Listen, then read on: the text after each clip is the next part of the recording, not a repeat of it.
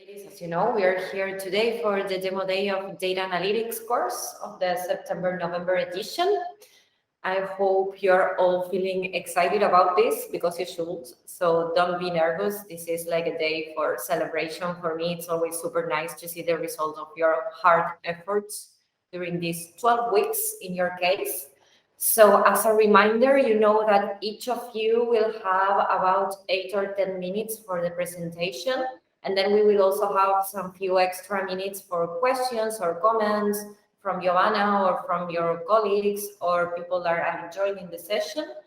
And yeah, that's it on my end. I'm looking forward to see what you've been working on during these last weeks. And Karina, you know that you're the first. And whenever you're ready, you can share your screen and we can start with the session today. Okay, perfect. Let me share my screen.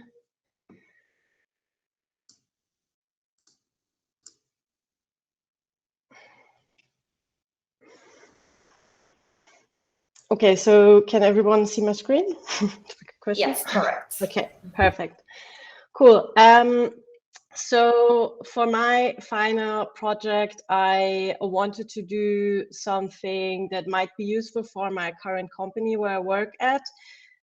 So about 1.5 years ago, we released a premium product for our customers. So I wanted to look at opportunities, how we potentially can generate more premium customers for this. And for that, I looked at existing premium customers that have been before regular customers, and I looked at regular customers as a comparison. Not working. Okay, just a quick overview of what I'm gonna talk about so you have a bit of structure. So first, I just want to give you a quick insight of how I collected my data, what was a pre-preparation of the data set, what are the main characteristics of the customer profiles that I'm gonna that I use for my analysis. What are the main findings of the data set, what are learnings and my next steps, and then there's some time for questions if you have any. So the collection and the pre-preparation of the data, the data was collected from my company's database, and I started off with 150 of each, so 100 of regular, 100 of premium. After removing, I ended up with 130 of each. I then went on to simplify the data just for the sake of this analysis to remove some noise. In the next step, I anonymized the data. As this is real customer data, I made sure that there are no unique identifiers to actually track any sensitive customer data. As my company is located in Germany, some of the data is in German, so I went on with translating any of the data that I would use into English.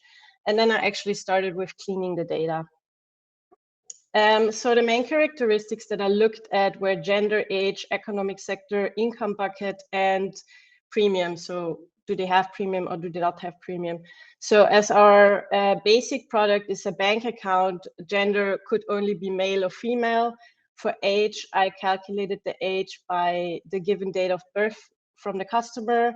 The economic sector was also given. The customer can choose that by given options from us. The income bucket, the income was calculated by me by monthly incoming transactions on a customer account.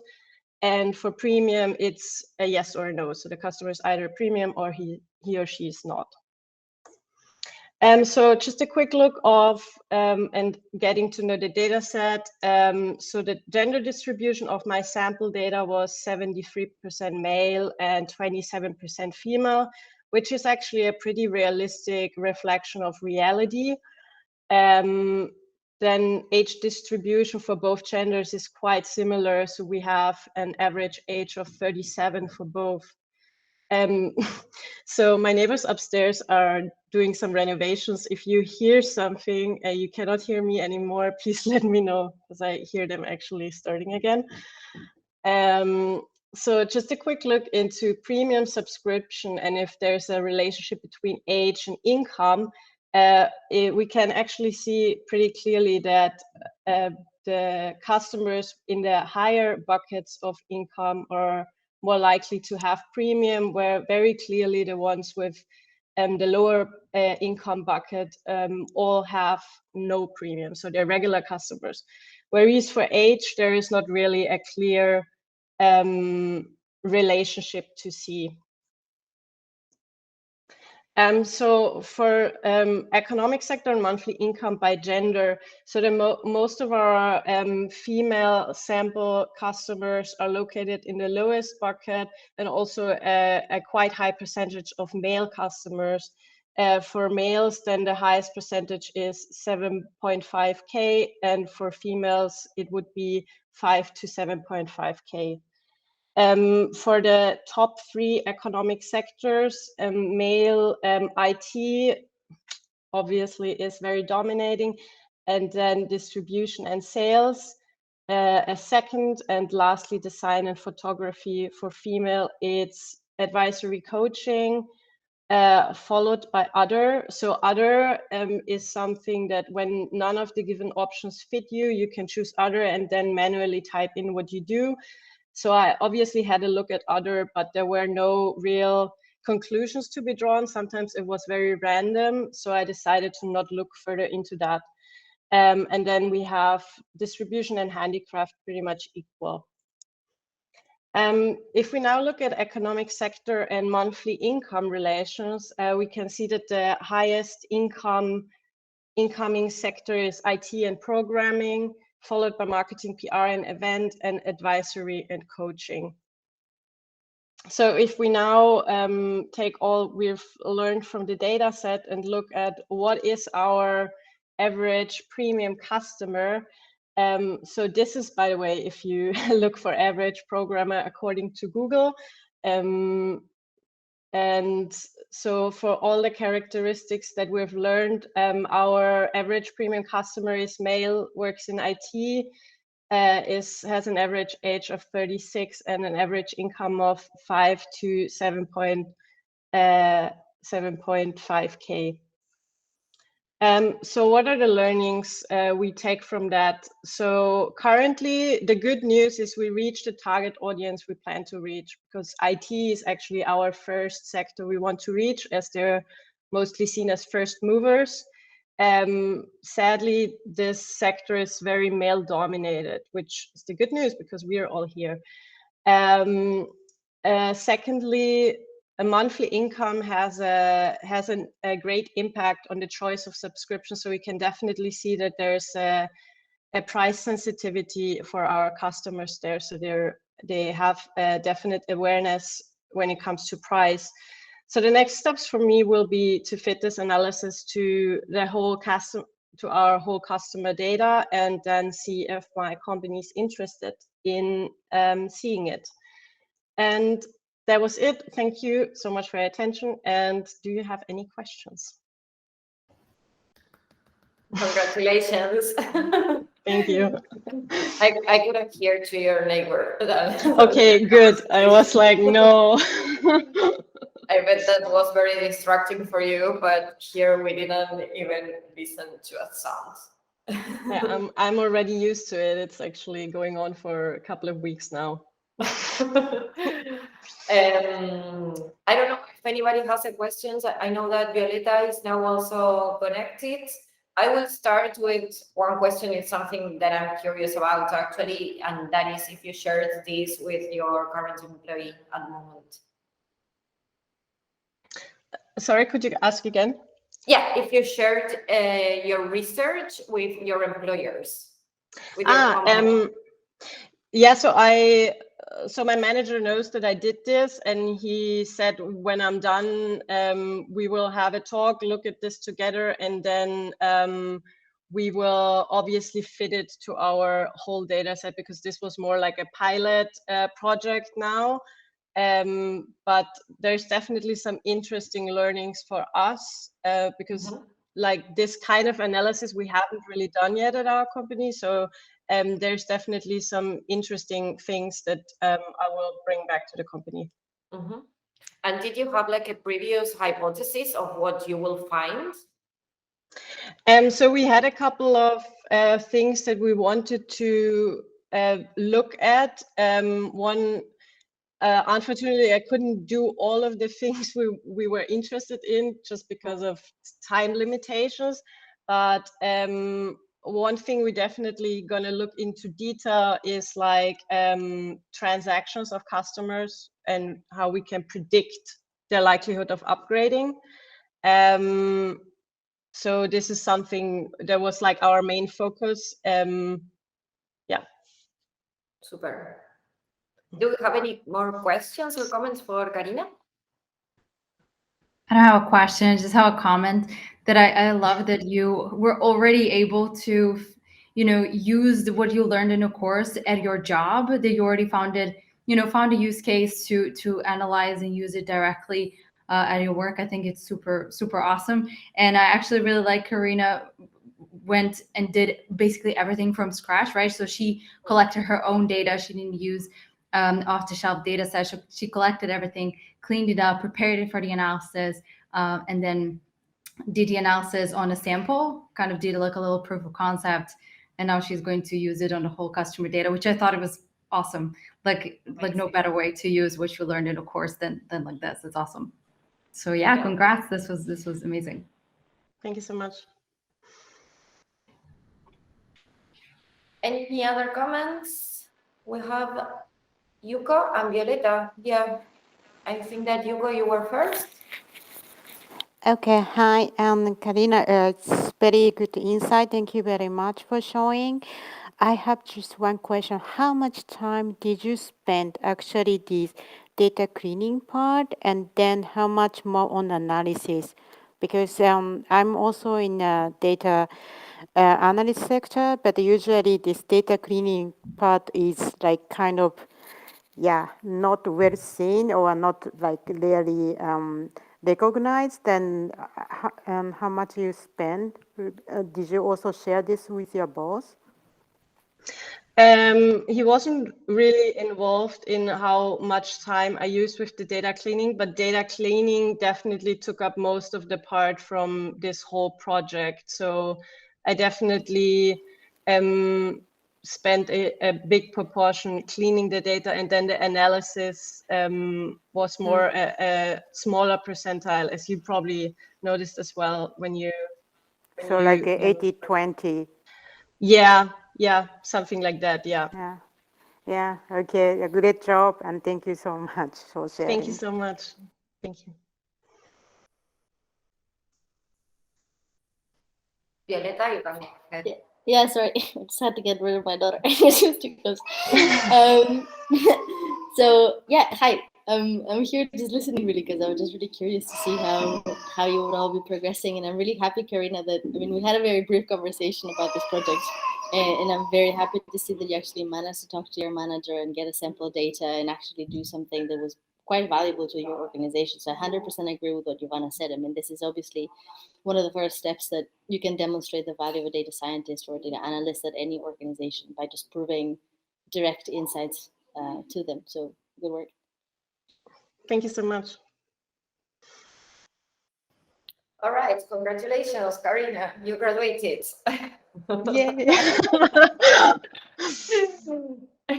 So actually, Belen, who was next, just told me that she's having some problems with her connection. So Mireia, if you're ready to go next, then we get to Belen afterwards.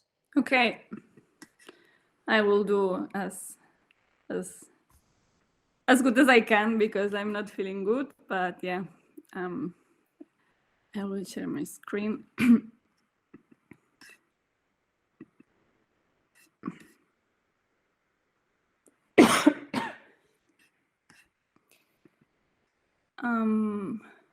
Do you see my screen now? Yes, we can see it. Okay. Oh yeah, just a second. Here. Now better, right? Do you see the whole screen? Yeah, now we see a full screen. Cool. Okay. So hi to everybody. My name is Mireia Suso, and this is my final project. For all of you, will be the first time that you see it because the last day I wasn't able to show to you, but okay. Yeah, I selected this super interesting data set about customer satisfaction in flights, and I decided to focus my study searching the relation between this customer satisfaction and delays. Okay. So first of all, I took this data set from Kaggle, and it's a data set from, the data is from 2019.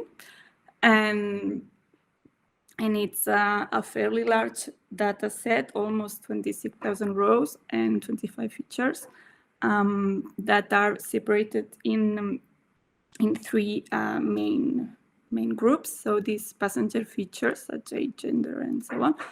Satisfaction features that I assume that are taken from a survey, such global satisfaction, satisfaction of booking amenities, such Wi-Fi, seat comfort, food, and whatever. And these flight features that are flight distance and flight delay. So I prepared the data set and I make some feature engineering tasks. First of all, I've seen that there were super few missing values, and it was just only one column affected, that was flight arrival delay.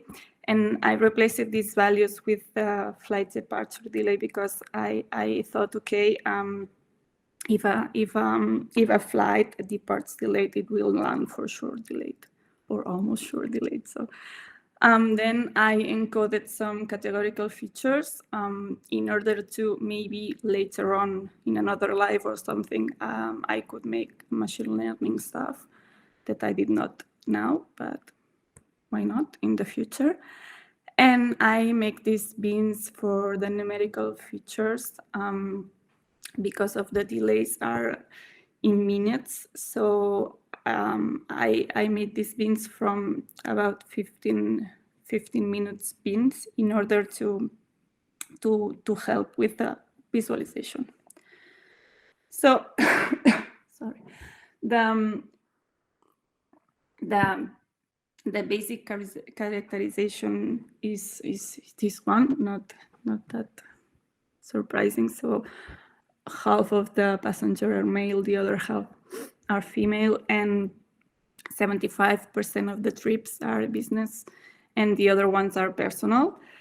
And more or less the half of the passengers are traveling with in a business class and the other one to the economy class. Well, here we can see this overall feature correlation.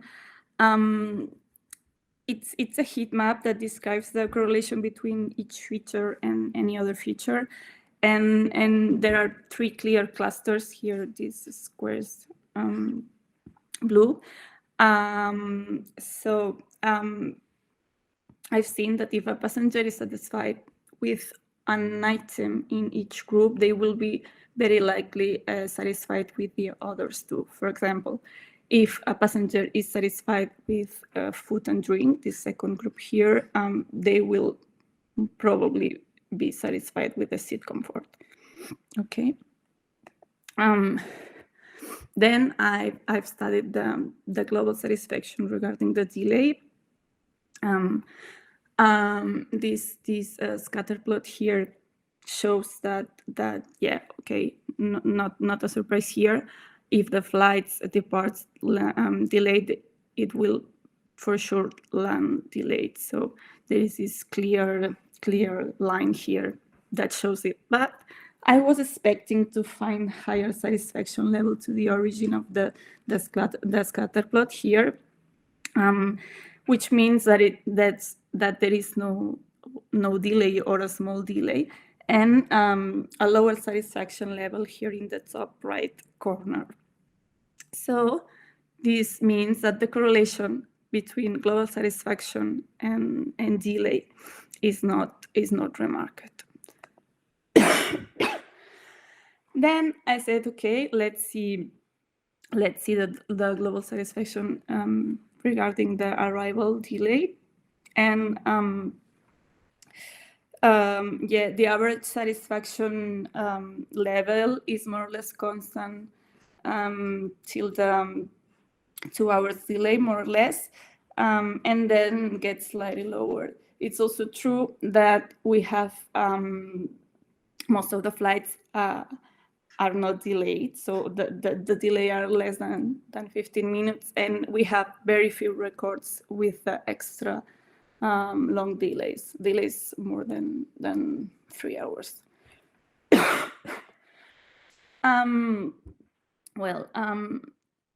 Here I studied the global satisfaction regarding the flight distance, and I've seen that the longer flights are generally passengers are generally more satisfied with longer flights, and probably it's due to the island that offers food, that offers in-flight services such films and whatever. And even if the long distance flights are the less of the volume here. And here I wanted to learn a little bit more about delays, because I was saying, okay, the delays, the satisfaction levels is measured with delays, but no. I created this new feature that I call it delay catch-up, that studies the relative difference between the arrival delay and the departure delay, using these two existing features that are arrival delay and departure delay.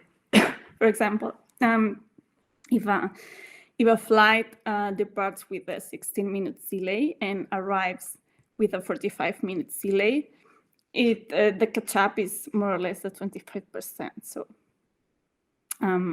the observation here that I've seen, that airlines have limited ability to recover from a departure delay.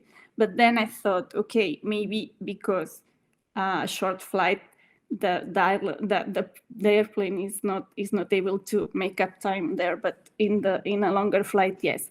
But no, because there is no evidence of correlation between flight catch-up and flight distance, because the result is almost zero. So let's conclude with all this study. I can see that satisfaction for flight services come together. So if you are you are satisfied from food, drinks, and whatever, you will be satisfied also with the other stuff in the package. The flight delays have not impact to the global satisfaction of the passengers. So they are passengers that are super satisfied and they arrive super late, and the contrary. And yeah, the airlines have this limited ability to make up time, even on long flights. And yeah, passengers tend to be more satisfied in longer flights than in short flights, probably because they have better services. And that's it. Thank you for your attention. And please, if you have questions, just, yeah. Thank you, Mireia, for your presentation. And yeah, thank you for walking us through each slide, not feeling that well. That was like an extra effort, right? I feel like hell. Well, but now you finished. Yeah, I'm done. I'm done. Do we have any questions or feedback or comments? It's fine. Yeah, well, Violeta. I'm never gonna not say something, so I have to say something. I mean, good work on this. Actually, it was quite interesting that the whole point as well of the analysis is to trying to delve more than what the data that you're given.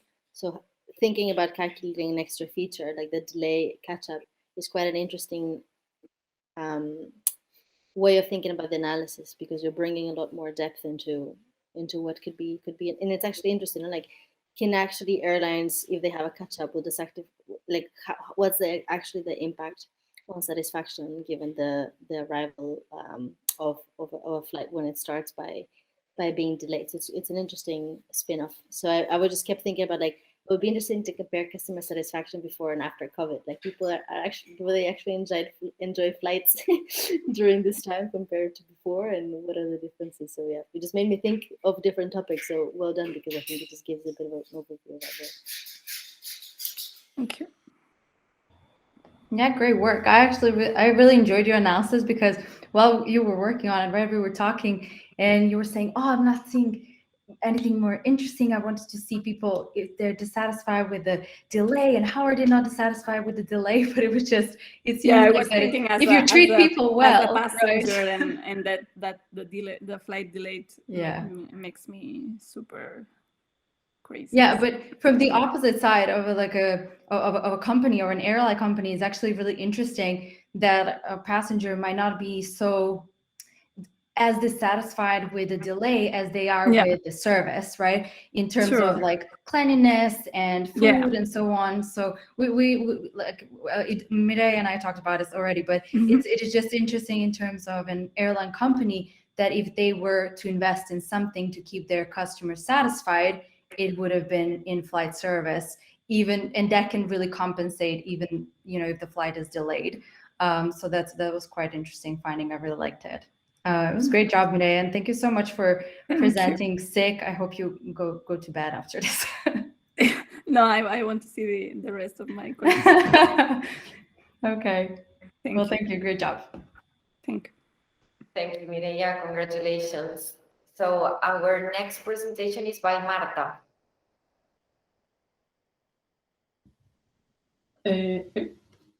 So let me share my screen.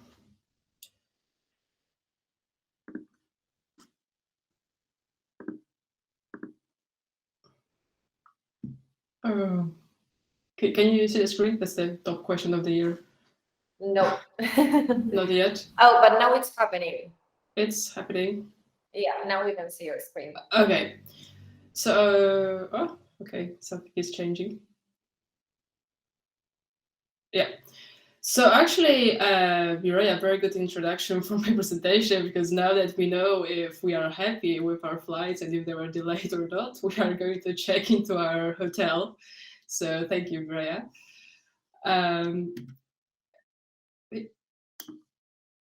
It's coming. Okay, so basic overview of the data set I used. It was taken from Kaggle. It's publicly available, and it contains booking information for a city hotel and a resort hotel.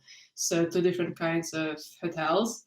The booking information was about the check-in, the checkout day, when the booking was made, number of guests, the meal plan, etc. Around 30 metrics.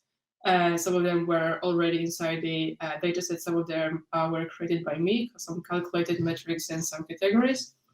Both hotels are located in Portugal, but we don't know the exact location or the name. It's anonymous.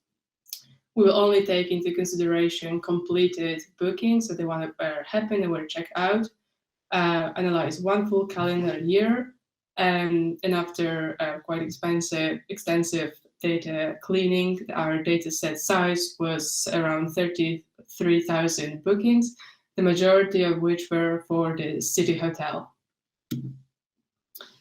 And what's the objective of this project? So I'm kind of imagining that we are working for those hotels, like I say, the marketing department, and we receive the CRM data from previous years about the bookings. I wanted to answer 3 questions for each of those hotels. So what is the seasonality, and what are the top performing months? What are the top countries in terms of booking volume and revenue, if they are different? And what's the most frequent guest type for each hotel?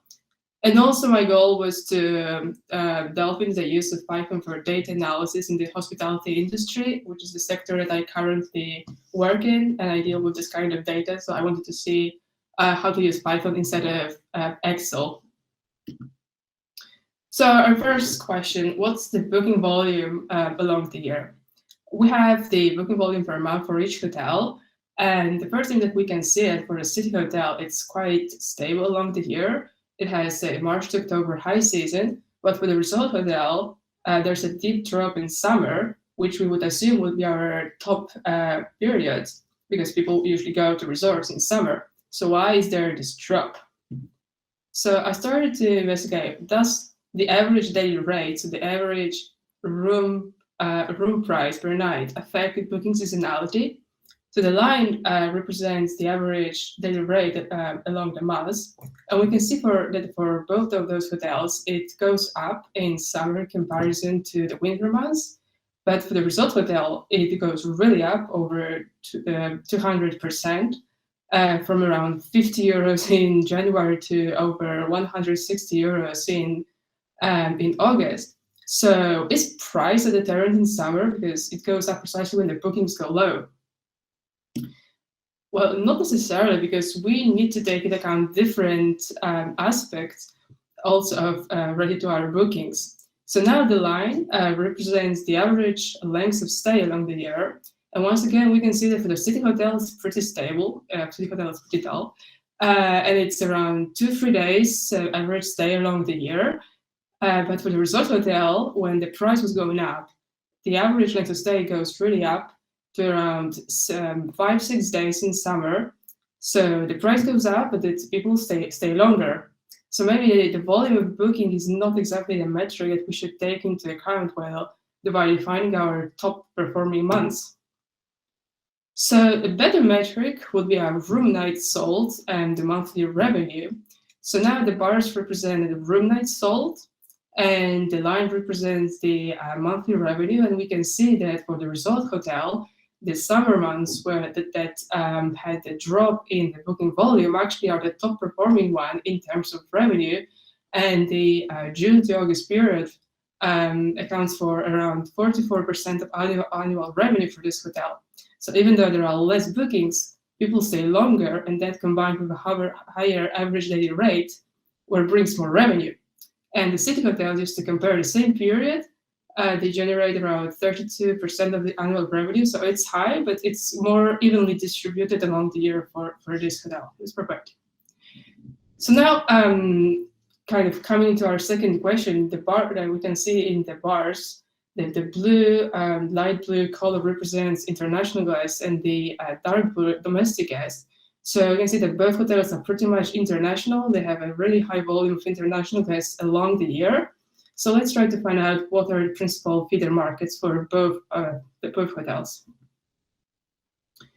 The resort hotel is slightly more domestic than the city hotel. So city hotel received guests from around 122 countries during the year analyzed, whereas the resort hotel from around 91 countries. The top regions, the number one is slightly different. So the city hotel mostly receives guests from Western Europe. About 50% of them come from Western countries, and the resort hotel from Northern European countries.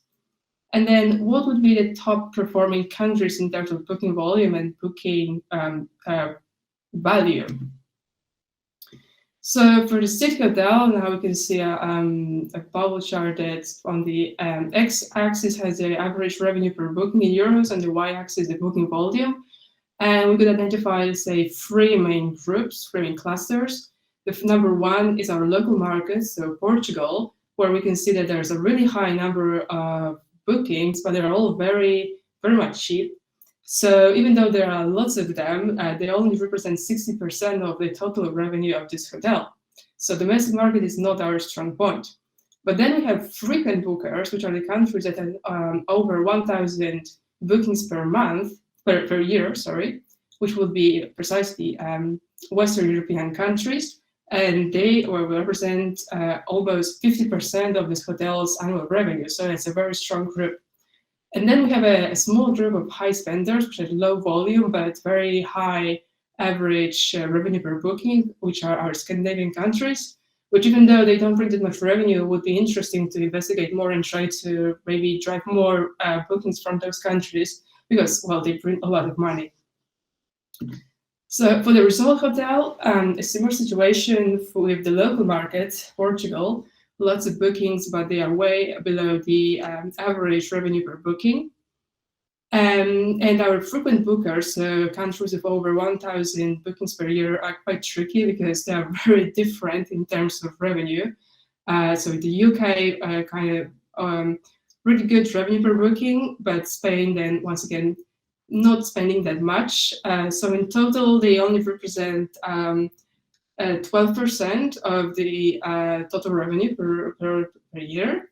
And then we have our group of high spenders, which in this case are not very relevant because even though they spend a lot, the booking volume is very low. They are 2% per year, which is Norway and surprisingly Romania. And we could identify like a fourth group, like a middle range, I would say, which is Ireland, Switzerland, and Italy, which are somewhere in between booking volume and high spending.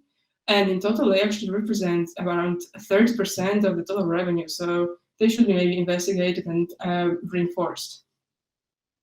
And now, out of this top 20 countries that in terms of booking number, what would be our most frequent guest type? So I divided, based on the number of guests, adults, children, and babies, I classified the customers into 4 groups: couples, single, travelers, groups, and families, to see which customer type will be most frequent for each hotel. And actually for both hotels, it's the same. So international couples are the force to be reckoned with, and they represent over 50% of annual bookings, almost 60% of annual revenue for both of those hotels. And for the domestic market as well, couples are the strongest customer type, followed by singles. So what are characteristics would have our international couples? What we could find out from the data set. They're in resorts, they stay a bit longer, they book more ahead. The months they usually travel in are a bit different. The top countries are a bit different, apart from UK, which is shared by both hotels. They both book the same meal plan, and which is actually important, we can see from data that they both book their holidays by OTAs, which is online travel agencies, like pages like Booking.com, Trivago, and Expedia. Why is it important? Because we said that we are working directly for this hotel, and we want to drive direct bookings. And if the majority of our guests come by OTA, we actually pay around 15% commission of every booking, and we are losing a lot of money per year. So our goal would be to try to divert them into our website and try to generate more direct bookings. And some final observations, because we are answering like those 3 questions along the presentation, but some final observations would be that seasonality varies per hotel type. And it is important to take into account different metrics to evaluate high-performing months, like the booking volume is maybe not always the one to go. The international feeder markets are slightly different for both types of hotels, and the high booking volume doesn't always translate into high revenue, as was the case of Portugal, our local market. We identified our top-performing customer groups, and now what follows is that based on what we found out about the seasonality of the feeder markets, we could plan out our annual budget and for marketing campaigns, and also decide the market targeting, so the top countries. For our couples, our international couples, we could develop direct booking offer to drive them away from the OTAs and avoid commission, and to drive them onto our website. And for other guest types, we should maybe investigate the characteristics to drive more visits and diversify our customer base, not to depend only on international couples. And that's all. Thanks for your attention. If there are any questions, let me know. Thank you, Marta. I love the presentation. Good storytelling. Oh, thank you. Okay, do we have some comments for Marta?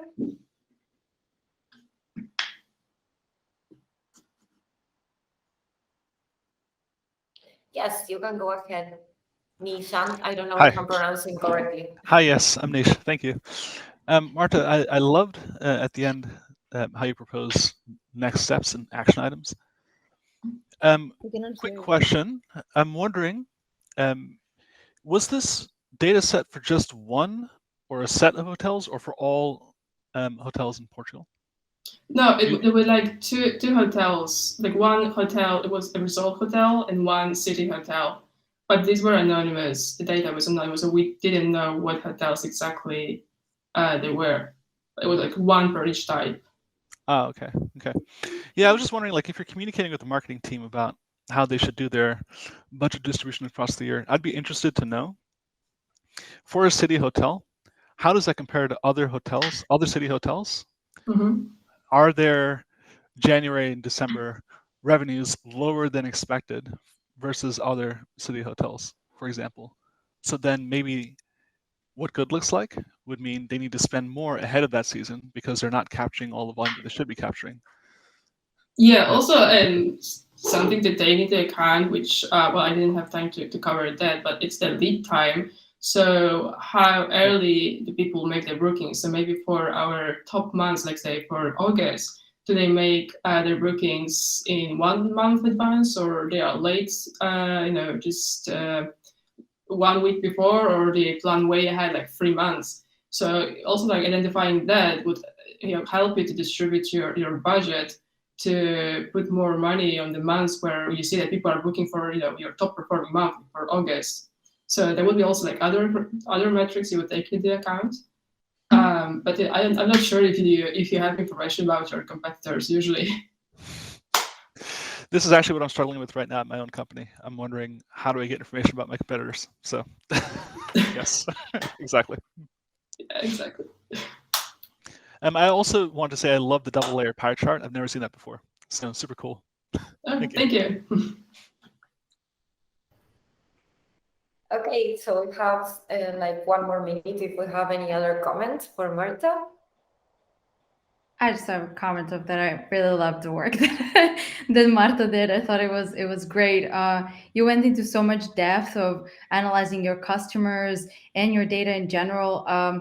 By the way, Marta created a lot of the variables that she is using. She used the information that she already had in the data set, but created kind of more insightful variables for her to look at, which I thought it was very cool. So really great job overall. I thought it was amazing. And the conclusions were very very practical. I really like the next steps. I think they're very, it could be actionable, right, for a company. If you were, I mean, you could, it's something that you could apply for your own work, right? So Yeah. it was very very useful. Too bad that you didn't have more maybe hotels to look at, just to kind of be able to generalize the data even more, but this is definitely applicable to data sets in your company as well. So great job. Yeah. Thank you. Well, actually, I where I work in my company, I manage hotel campaigns to drive precisely direct bookings. So that's always my main focus. Like the OTAs are a blessing in a curse. They drive a lot of traffic, lots of bookings, but they also charge commission. So hotels really want to drive direct bookings. Yeah. And here clearly you can identify a very strong customer group, and they are in OTAs. So we need to divert them to our website. Awesome. Congratulations, Marta. Nice job. Thank you. So I think that Belen is now ready for her presentation. Maybe her camera is not working, but she will go ahead. Belen, are you here? Yes, I was having some connection problems. Sorry for that.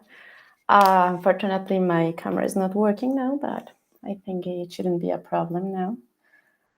So,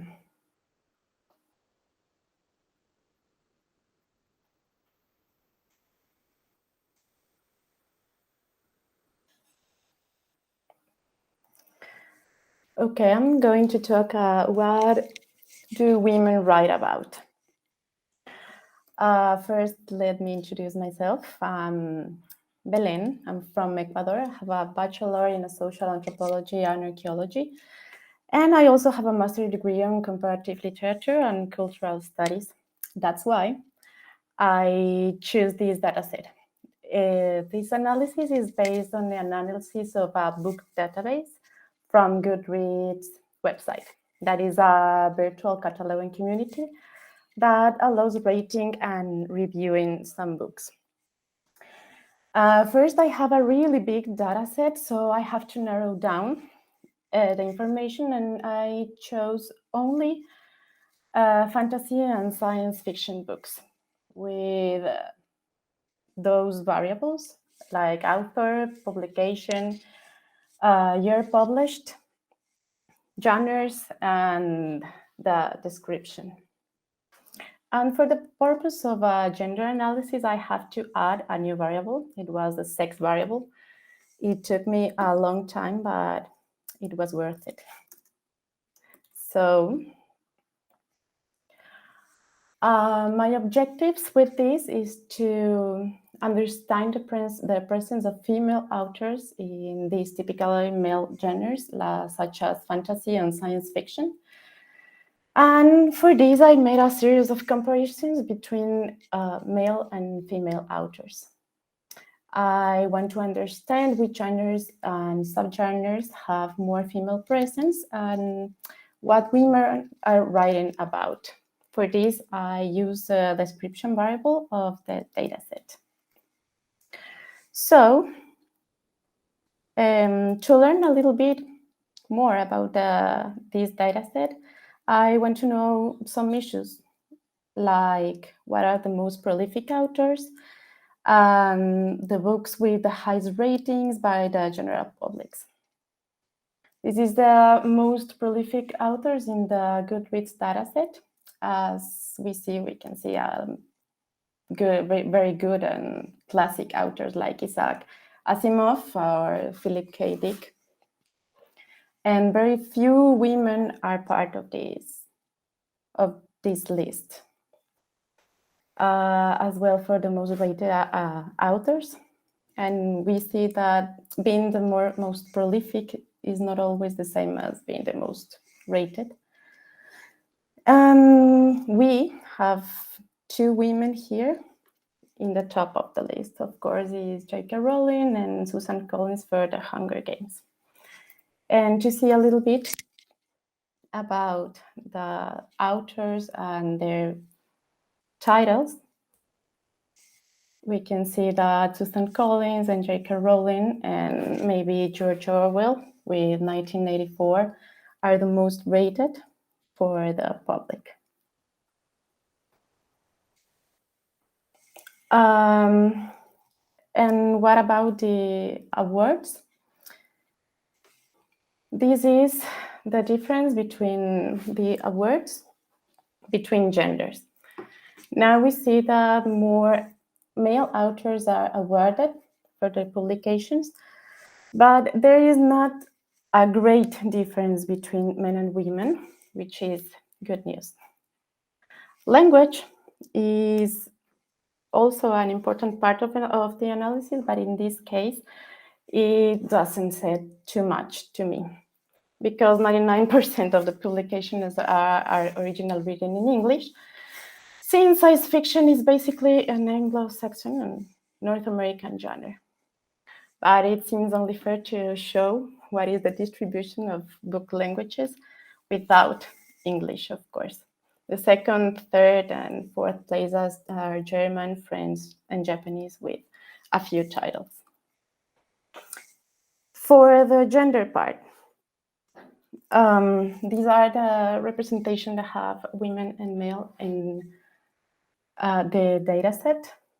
Women have a little more than 4,000 titles, while male have 6,000 titles. I think that is a pretty big difference. And then I want to see the time factor in this. And this is, it says a very different story.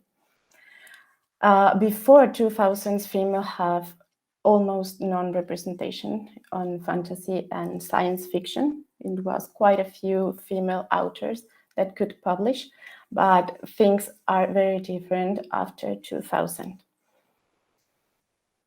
Things become very equal in the last 20 years.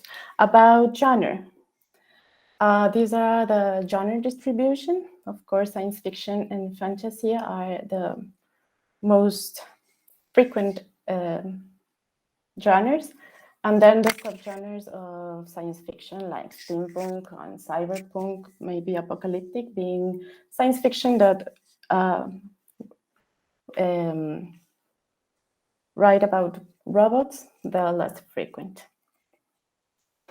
Over time, we have pretty much the same before 2000 and after 2000, except that after 2000, we suddenly have the romantic genre in the third place. And the distribution of gender by gender, we see that female genders seem to prefer fantasy and science fiction, but in third place, they write a lot about romantic items and themes. And they also took some themes like LGBT and LGBT queer, and of course, there is feminism too. For male authors, they prefer science fiction and fantasy too. But romance, it's behind in the list. They don't talk too much about it, and there's nothing about LGBT. And lastly, what do we women write about? For this, I made a little these word clouds, so we can see the most frequent words on female text. As we see, female talk about life, love, and maybe find, probably about quests. And family, maybe. Time is almost a very frequent word. While male authors also talk about world and earth, but they have two words that seem very important to me, that is power and war. As you see, female authors, we can't see any of that words. There is no trace of war, at least in the frequent words that women use. And with the time, text before 2000 used to talk about time, world, and love is not one of the important items that women talk about. While after 2000, love is one of the most important, which we can see in the the genre part too. Like romance is suddenly an important part of female writing after 2000. So as a preliminary conclusions, I could see that female presence in science fiction has increased notably in the last 20 years. Maybe they were inspired by authors like J.K. Rowling or Susan Collins with their with Harry Potter and Hunger Games. And I think that women in the last 20 years too, women find it very difficult to break out of the expected pattern by sticking to topics which are believed to be typically feminine, like romance. However, we always dare to write about topics such as LGBT and feminism and things that are not that common and sometimes not as good for marketing. So that's all. If you have any questions, please let me know. Thank you, Belén. Congratulations on your research. Yeah, it's nice to see in data that things are slightly changing. Do we have any comments, feedback, question?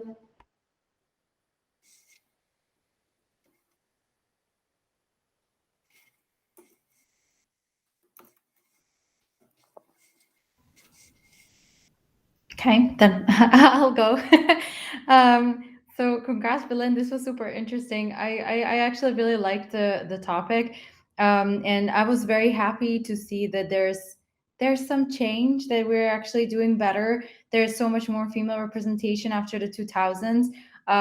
However, it was really interesting interesting is maybe not a word, surprising that the love was one of the most common words that you found in the descriptions of the books that female writers write about after 2000s. So I was, for example, my hypothesis, right, personal one, completely not grounded in any data, just like my personal opinion. I thought it was going to be before the 2000s. I thought women wrote more about family and, you know, being a wife and love and so on, but definitely not kind of in the more recent years. And it was quite interesting to me, but I think I agree with your conclusions. It seems like, or it's probably likely that those are kind of more typically female genres, and they sell more, so women just write them more, you know, just to be able to sell more books. It kind of makes sense. But yes, we need women writing on different things as well. But overall, really, really great. I just found these quite interesting findings. Thanks, Belen. This was awesome. Thank you, Joanna.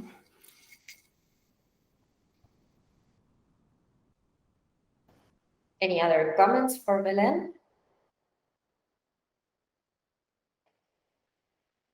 Well, Belen, if we don't have any more questions for you, you're also officially a data analyst right now, so congratulations. And next is Sol, but I think that she needs more time to reset her connection.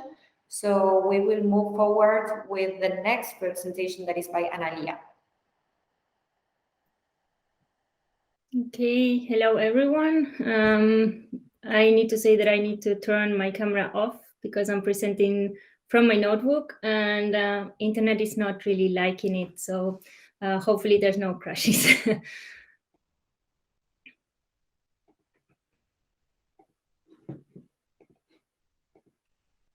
Okay, do you see now my screen? Correct. Okay. So as I said, I'm Analia, and my project was based in the analysis of employment indicators for European Union countries in order to explore whether migration affects the employment opportunities of people. The original data set was retrieved from the OECD website, and from it, I only selected employment and unemployment rates by gender and place of birth between the years of 2002 and 2019 for Europe countries. However, I had to drop Poland and Slovakia from the very beginning due to very high amount of missing values. And before I continue, because it's a bit dense, my topic, I would like to explain some of the terms that I will be using. So I refer to foreign-born population, and this is anyone who migrated from their country of birth and includes all of those who already have acquired the citizenship of the country of residence. Then I'm talking about employment rate, which is the share of employed people between 15 and 64 years in the total population of that same age. And then unemployment rate, which is the share of unemployed people aged 15 to 64 in the labor force of that same age. So simply put, I'm talking about foreigners, people that have a job, and people who are looking for a job. I started this project with basically two ideas. I thought that, first of all, place of birth has an impact on employment. So for that, I compare what were the numbers of unemployment rate for foreigners in comparison to natives, and then what happens when we look at employment rates. Is there any differences between foreigners and natives? And then my second hypothesis was that gender has an impact on employment. And in this case, what I compare was what happens when we look at men unemployment rates in comparison to women, or then employment rates. And if it could be a perfect world, I wouldn't have found any kind of differences. However, this is not the case. There are differences, and they were statistically significant. However, through my exploratory data analysis, it was very hard to find one single explanation for whole Europe or one single evolution over the years. So, for example, in this map, if we look only at the year 2019 and we look at employment, we see how much was the difference in employment between foreigners and natives. So in green, we have the countries in which native population had a higher employment rate. And in pink, we have those countries where the foreigners actually were the ones with higher employment rates. And this was a big range because we have here very dark green Sweden, because here Swedish nationals had 15% higher employment rate. And then on the contrary, we have Hungary, where the foreigners were the ones with 7% higher employment rates. When we look at the same year, but unemployment, so how many people didn't have a job and were trying to find one, the scene is a bit different. We see that all of our countries are in pink, meaning unemployment hit harder to foreigners everywhere in Europe. But however, again, we have a big range. So very dark green, pink to Greece, because unemployment was 12% higher for foreigners. And then some other countries where we don't really can distinguish the color, because unemployment was almost equal either for foreigners or natives. So all of this made me wonder if I could group my countries by similarities of how inclusive or exclusive the labor market was. And after using K-mean clusterings, I found 6 possible groups. So again, if we look at 2019, we would see that, for example, Spain and Italy were together in the, let's say, orange cluster, Nordic countries and Germany were in another, and so on. The next graph, this one would serve us to do a timeline evolution. So each of these lines represent the countries that are analyzed. Each of the color boxes represent the year. So I don't need you to understand everything. I just want you to see that some countries, for example, Denmark, always had the same color. So they never changed the cluster. The labor market has always the same dynamics, while some other countries have a lot of jumps in colors. I would like to point here to Spain, Portugal, and Ireland, because all of these countries after the 2008 economic crisis changed to another cluster and just recently returned to the normal patterns, let's say, of the labor market are. Now, this next graph is a bit complicated, let's say. We will see a time evolution of how the labor market was for each country. So we have each color point is one country. In the x-axis, we have how the employment rates are for foreigners. In the y-axis, we have how it is for natives. So if we would have all of our color points up here in the top left corner, that would mean that employment is perfect for native population, but that foreigners have 0 jobs. If we would have found all of our points in this corner here, in the lower right corner, that would mean the opposite, that foreigners have perfect employment and natives don't have this. And also we see that our blue clusters, these are countries with good employment rates for natives, but that for foreigners are almost 10% lower. Then when we look at violet countries, this is the cluster where actually the foreigners have a better situation. So now when we see it animated, we see how it changed over the years. And I would like to pause now here around 2008. And this is because we see that after 2008, there was some kind of shift towards the left, meaning employment decreased specifically for foreigners.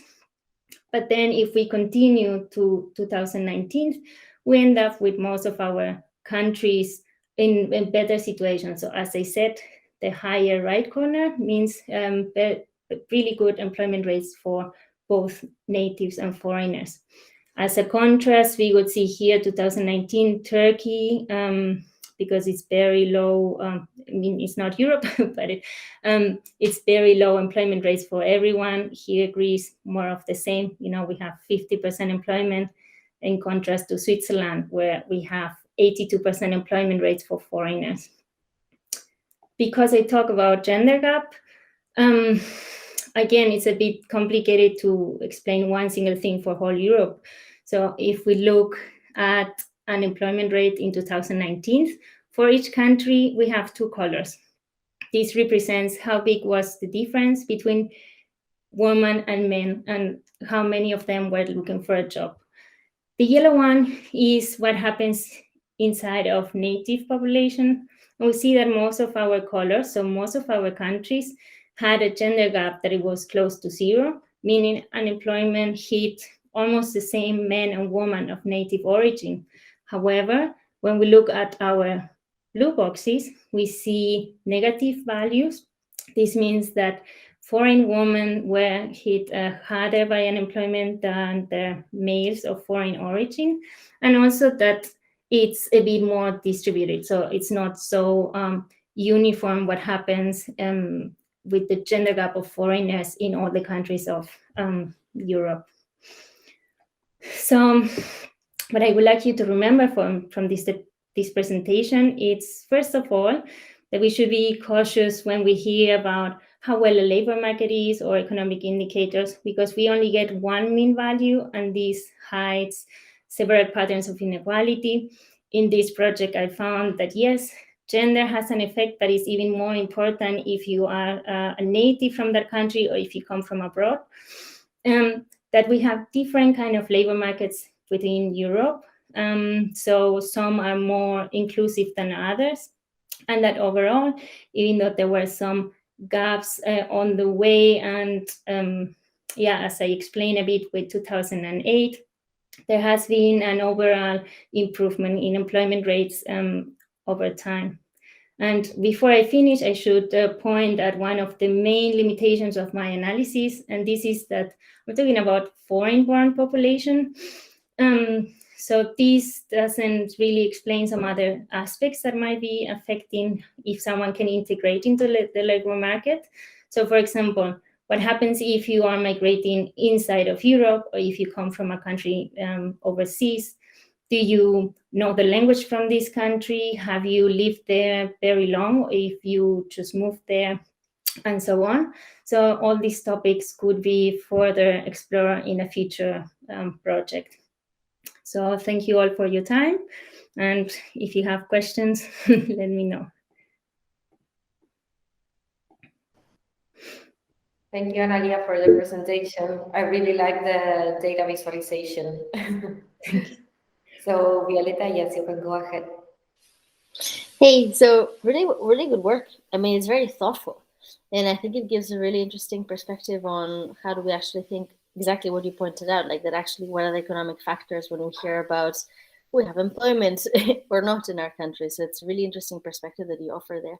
I did have a question, and that is related to, is the employment looked at from the perspective of the foreigner or the national being employed by a company in that country? Because I was surprised to see, like, for example, in Portugal, it looked like there was a lot of foreigners who were hired. And I wondered, is it because that's people that just lived in Portugal but are actually working for the US, for example? So I don't really know. As I said, my data set only said, calculated all these values for native ones. So either you are born there or you move. So in theory, it's people that are living in this case, Portugal, and that they were born somewhere else. And but there's not a lot of explanations. They were, it's the OECD, so you have a lot of information for all the OECD countries, but then they are maybe vague in their definitions. So I would say that it's people that are living there, because that are also employed by companies from that country. It doesn't. There's not really any indication or tips whether the companies are from abroad or not. I would say that it has to be from the country, because otherwise I would assume that you count for the employment rate of the country of the company. But that's only assumptions. It would be not true to tell you something about it. No, it's an interesting point. Yeah, no. Well done. Good work. Very helpful.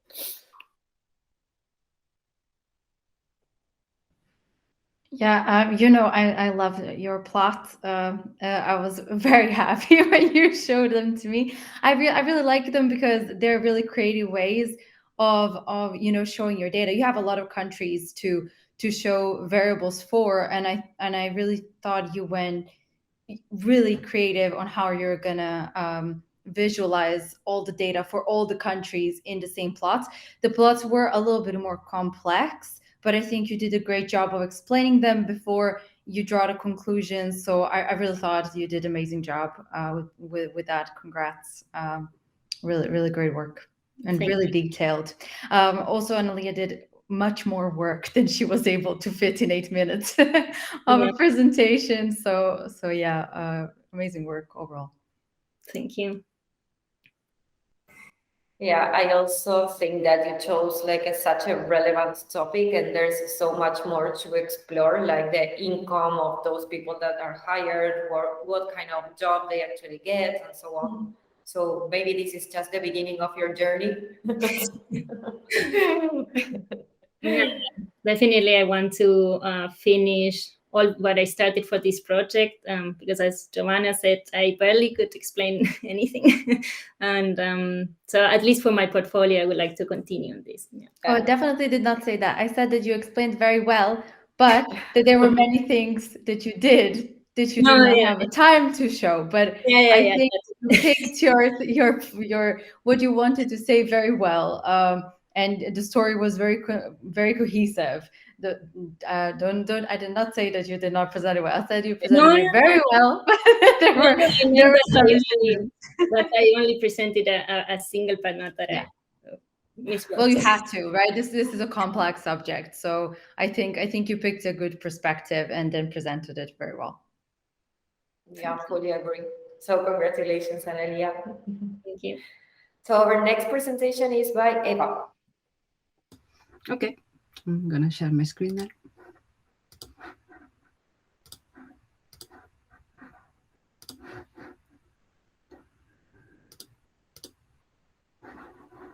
So I cannot see you, so I guess you're seeing my screen. We are seeing your screen, yes. Yeah, thank you. So good evening, everyone, and thanks for joining. My name is Eva. I have a background in linguistics, but I have mainly worked in the administration of research institutes. I'm a student at the data science course, and I have based my data analytics final project on the analysis of the scientific publications at the BSc Life Sciences department, where I currently work. So to start the presentation, I will give some context on the research ecosystem and why publications matter.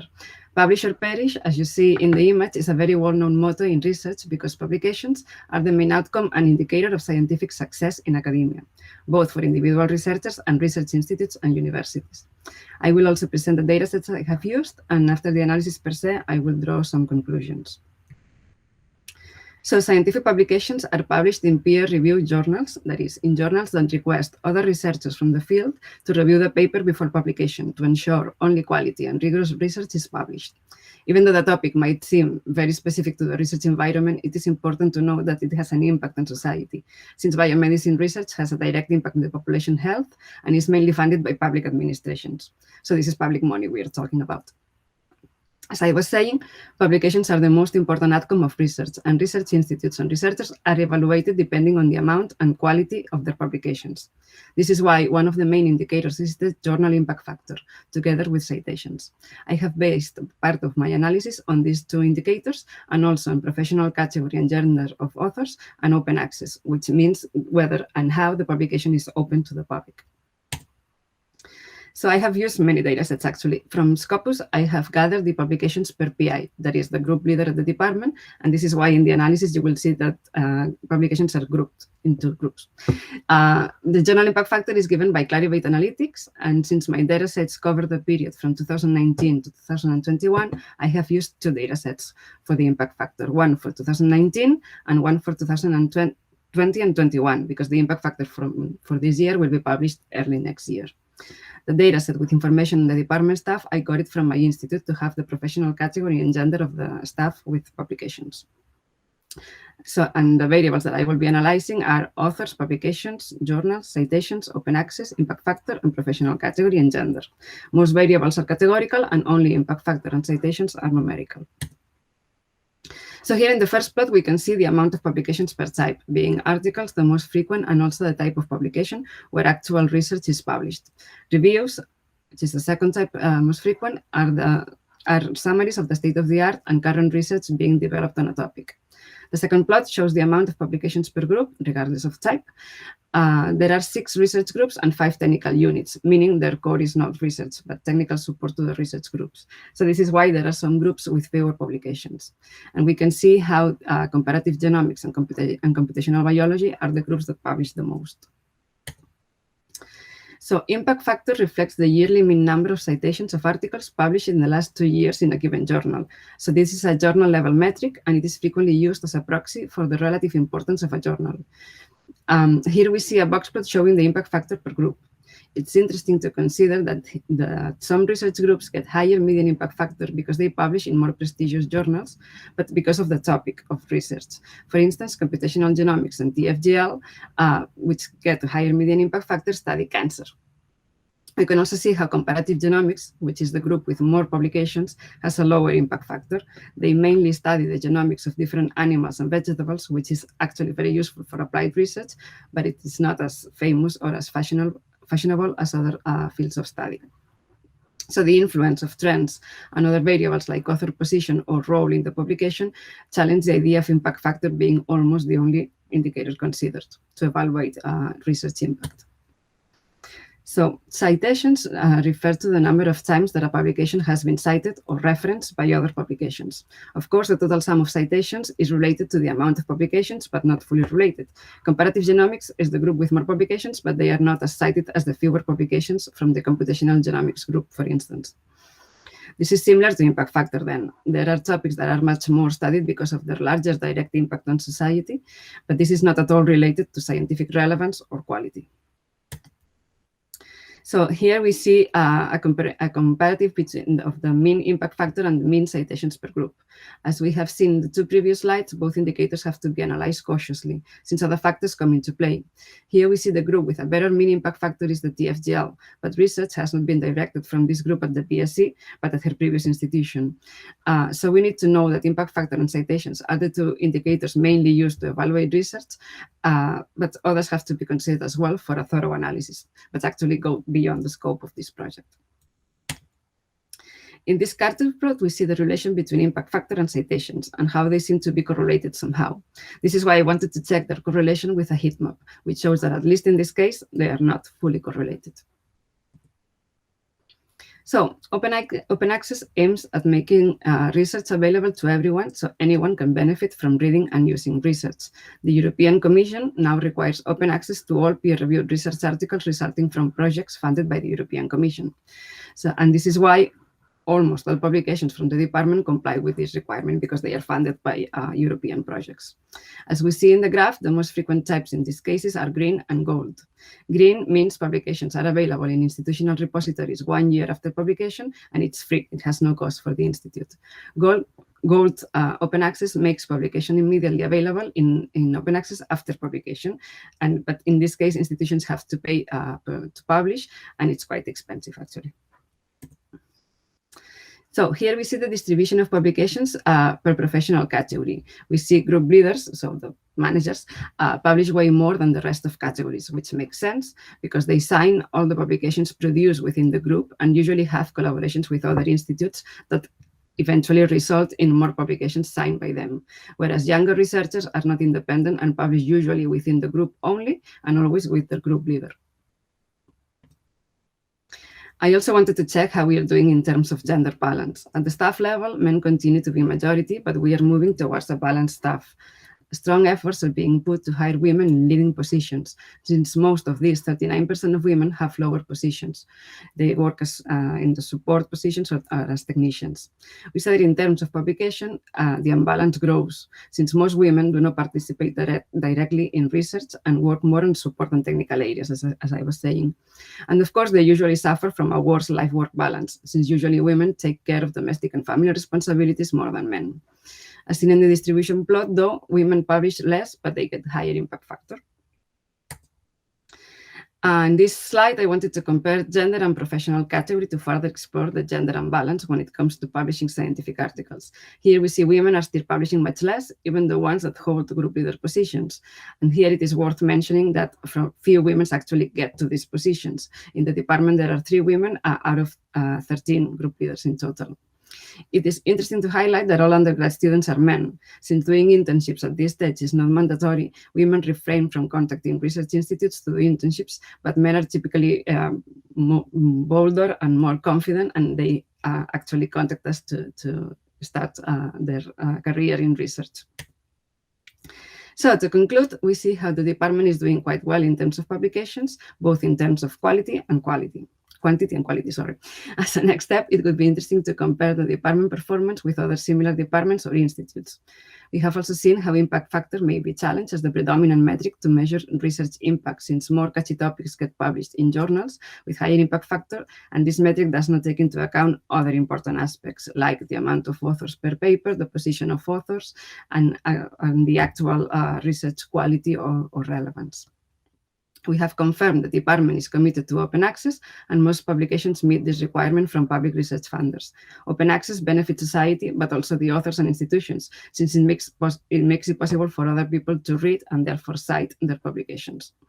In terms of gender, we still need to improve the balance when it comes to publishing scientific work, and this is caused mainly by the lack of women in leading positions. As a next step, it would also be interesting to study the years before and during the pandemic and lockdown to check whether it has diminished the capacity of women to publish because of the complicated work-life balance during this period.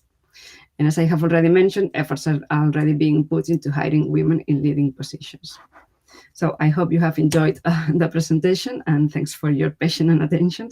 And I'll be happy to take questions if you have some. We had enjoyed your presentation indeed. So I hope I have not bored you. No, it was super clear.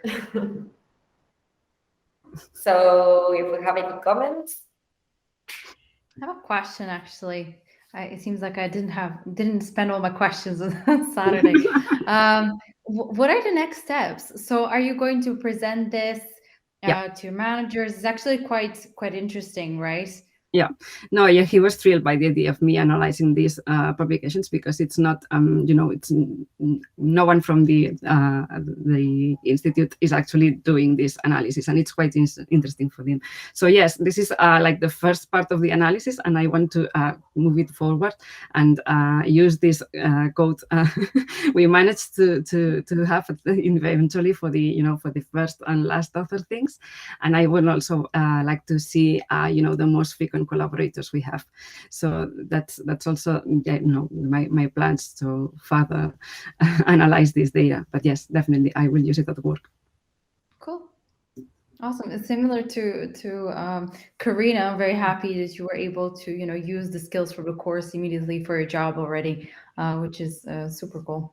But yeah, looking forward to what your leaders are going to do with this information. Hopefully use it for a little bit, to work a bit on the gender balance. I loved how you kind of pointed out that women, even though they do not publish as much, their impact factor seems to be, or whatever they publish seems to have a higher I wanted to have like a positive note. Even though we're not doing good, there's something positive in it. Yeah, it's quite positive actually. So give more women to publish. So it's great. It's great work, Eva. Thank you so much. Thank you.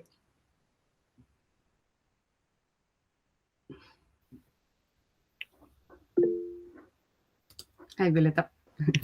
Hola. I mean, very good work. I was really impressed. Actually, especially because you've thought about this project in terms of collecting data from different sources.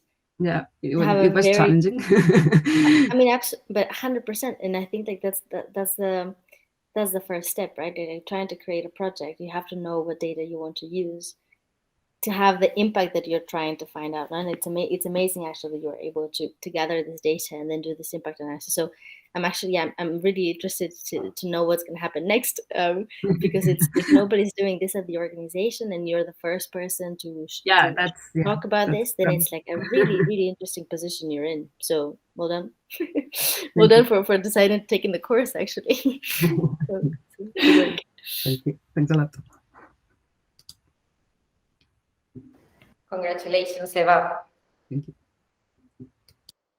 Our next presentation is by Ryan. Okay. Can everyone hear me? Do I sound like a robot? No. Just a little bit, but we can still hear you. Okay. Okay, that's good. Let me get it up.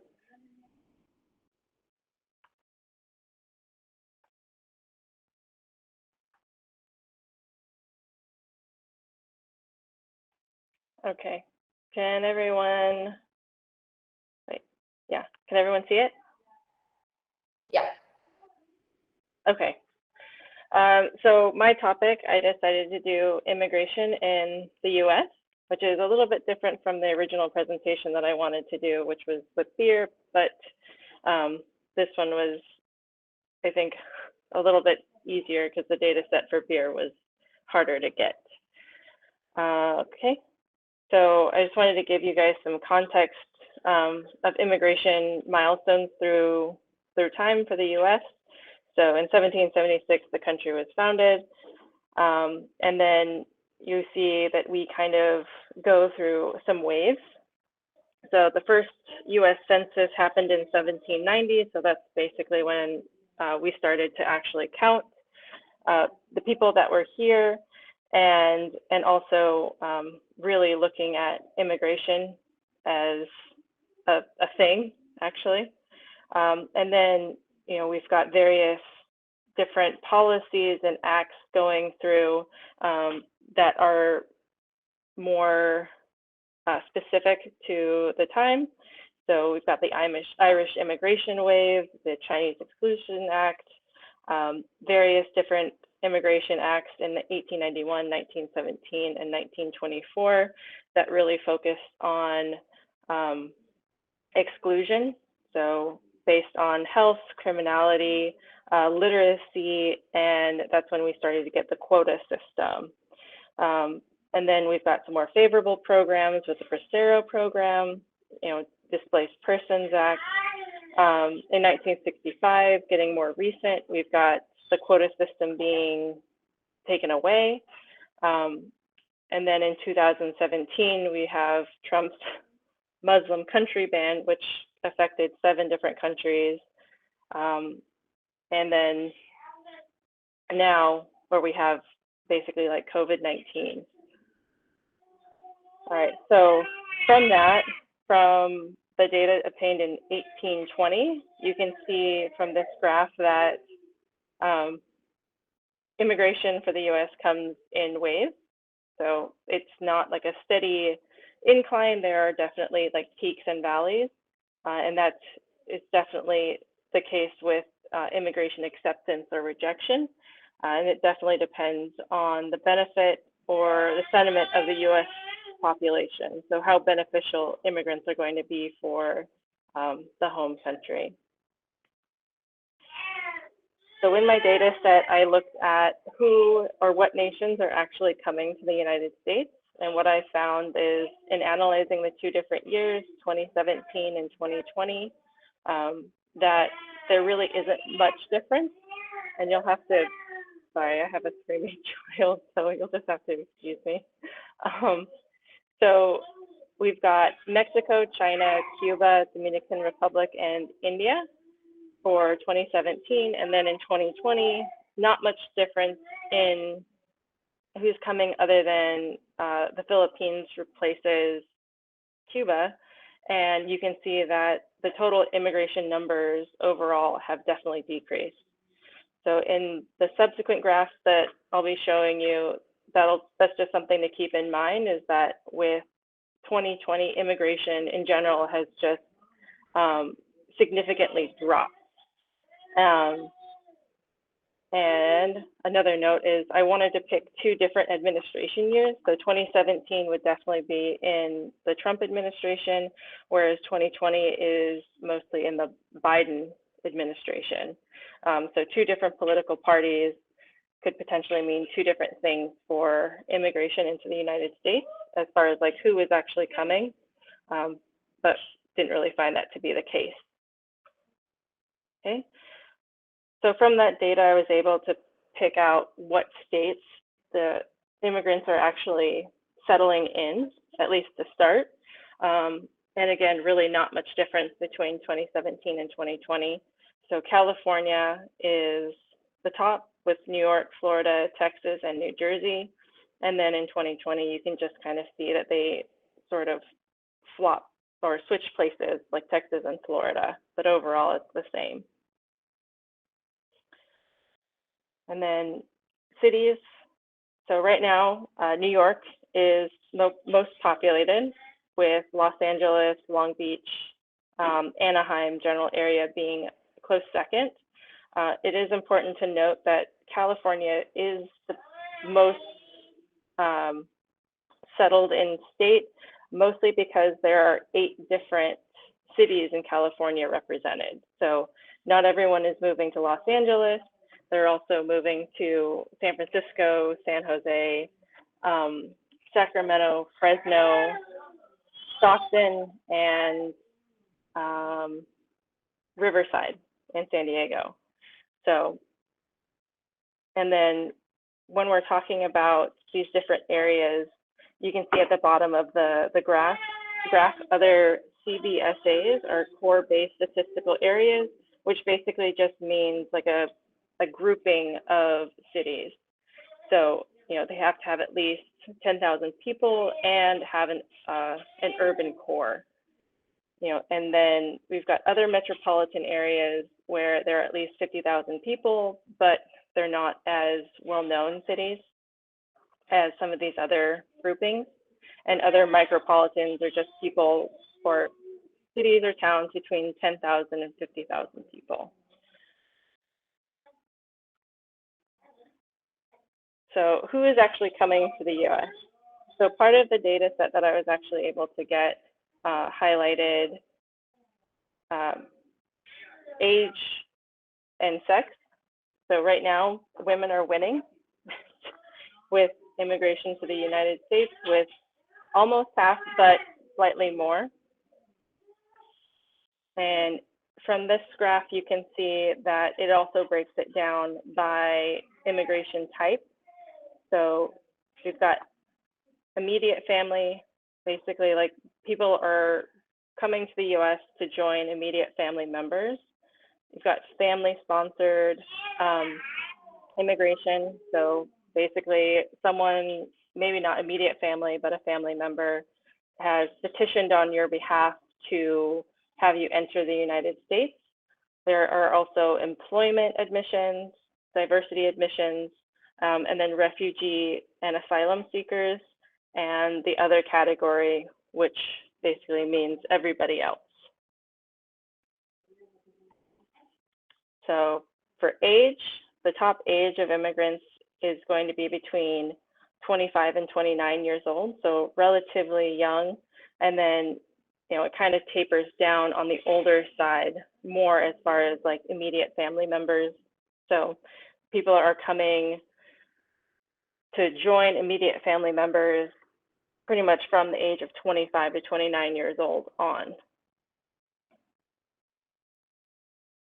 And then we've got marital status. So we're mostly seeing that married couples or married people are definitely coming to join their immediate family, with single people being sponsored by family coming in next.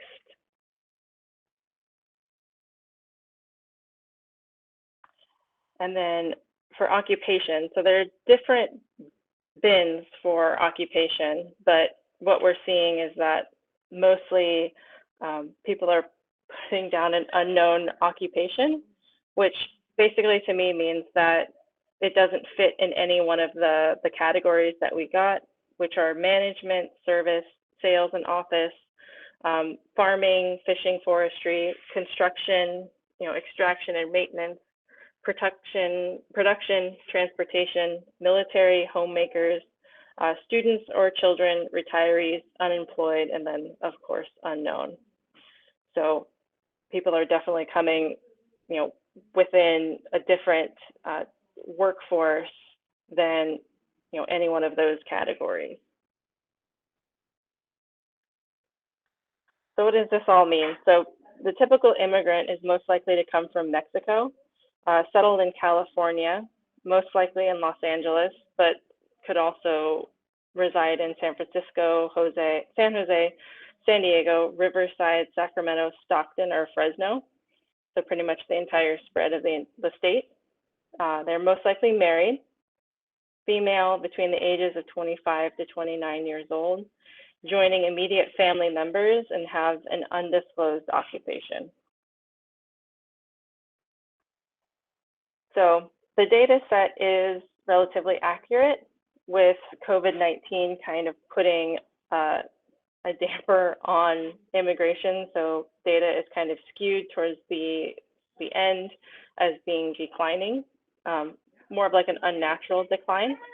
But in general, immigration from Mexico has been slowly declining, and even going in the opposite direction. So people are actually going back to Mexico after coming to the United States.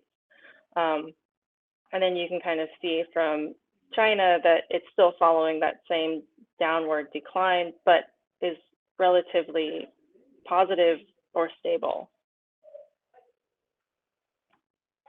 So something else to consider within this data set is that the data presented only accounts for lawful immigration, which is basically naturalized citizens, permanent residents, and temporary residents. So people that have basically entered the country legally, either obtained citizenship, a green card, or the necessary visa to live and work in the country.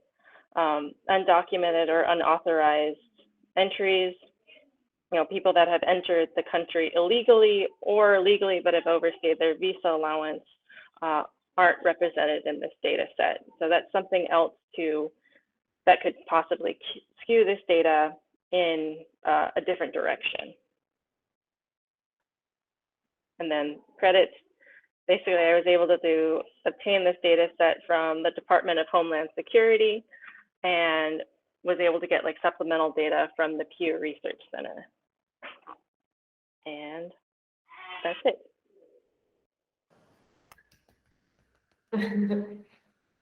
Thank you, Ryan. It was super interesting. Again, such a relevant and important topic. So time for comments. If we have any comments or feedback or questions that anyone likes to share.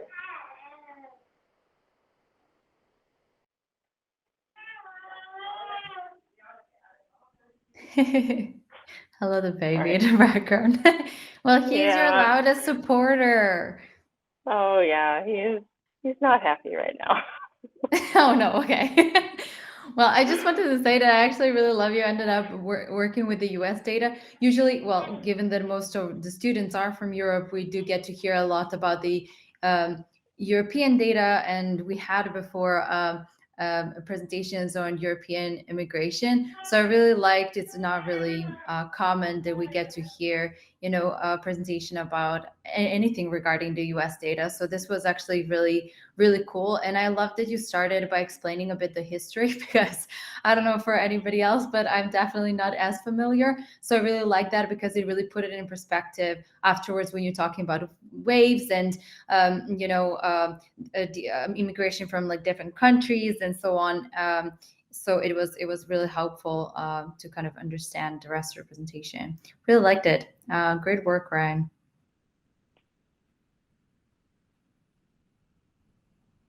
Yes, Violeta.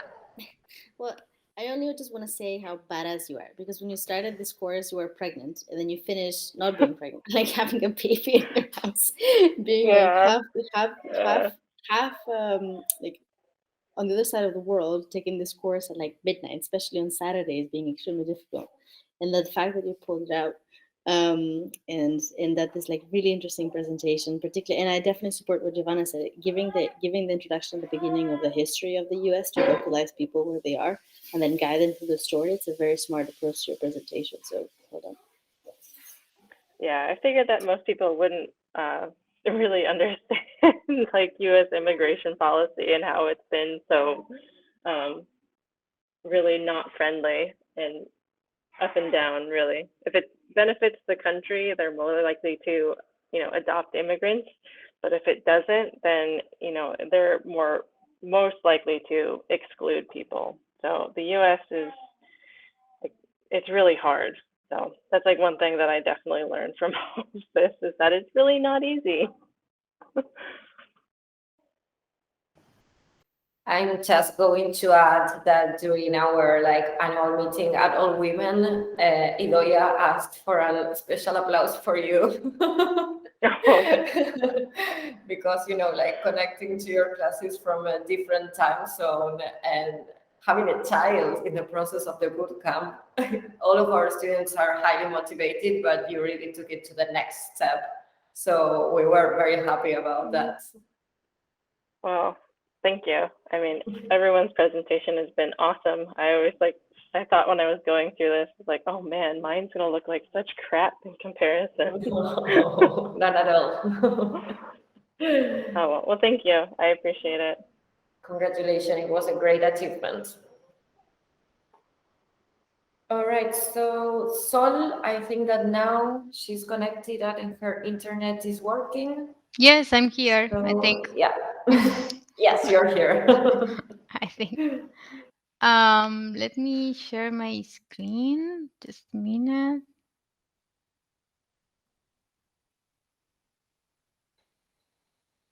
Okay, now I think it's working.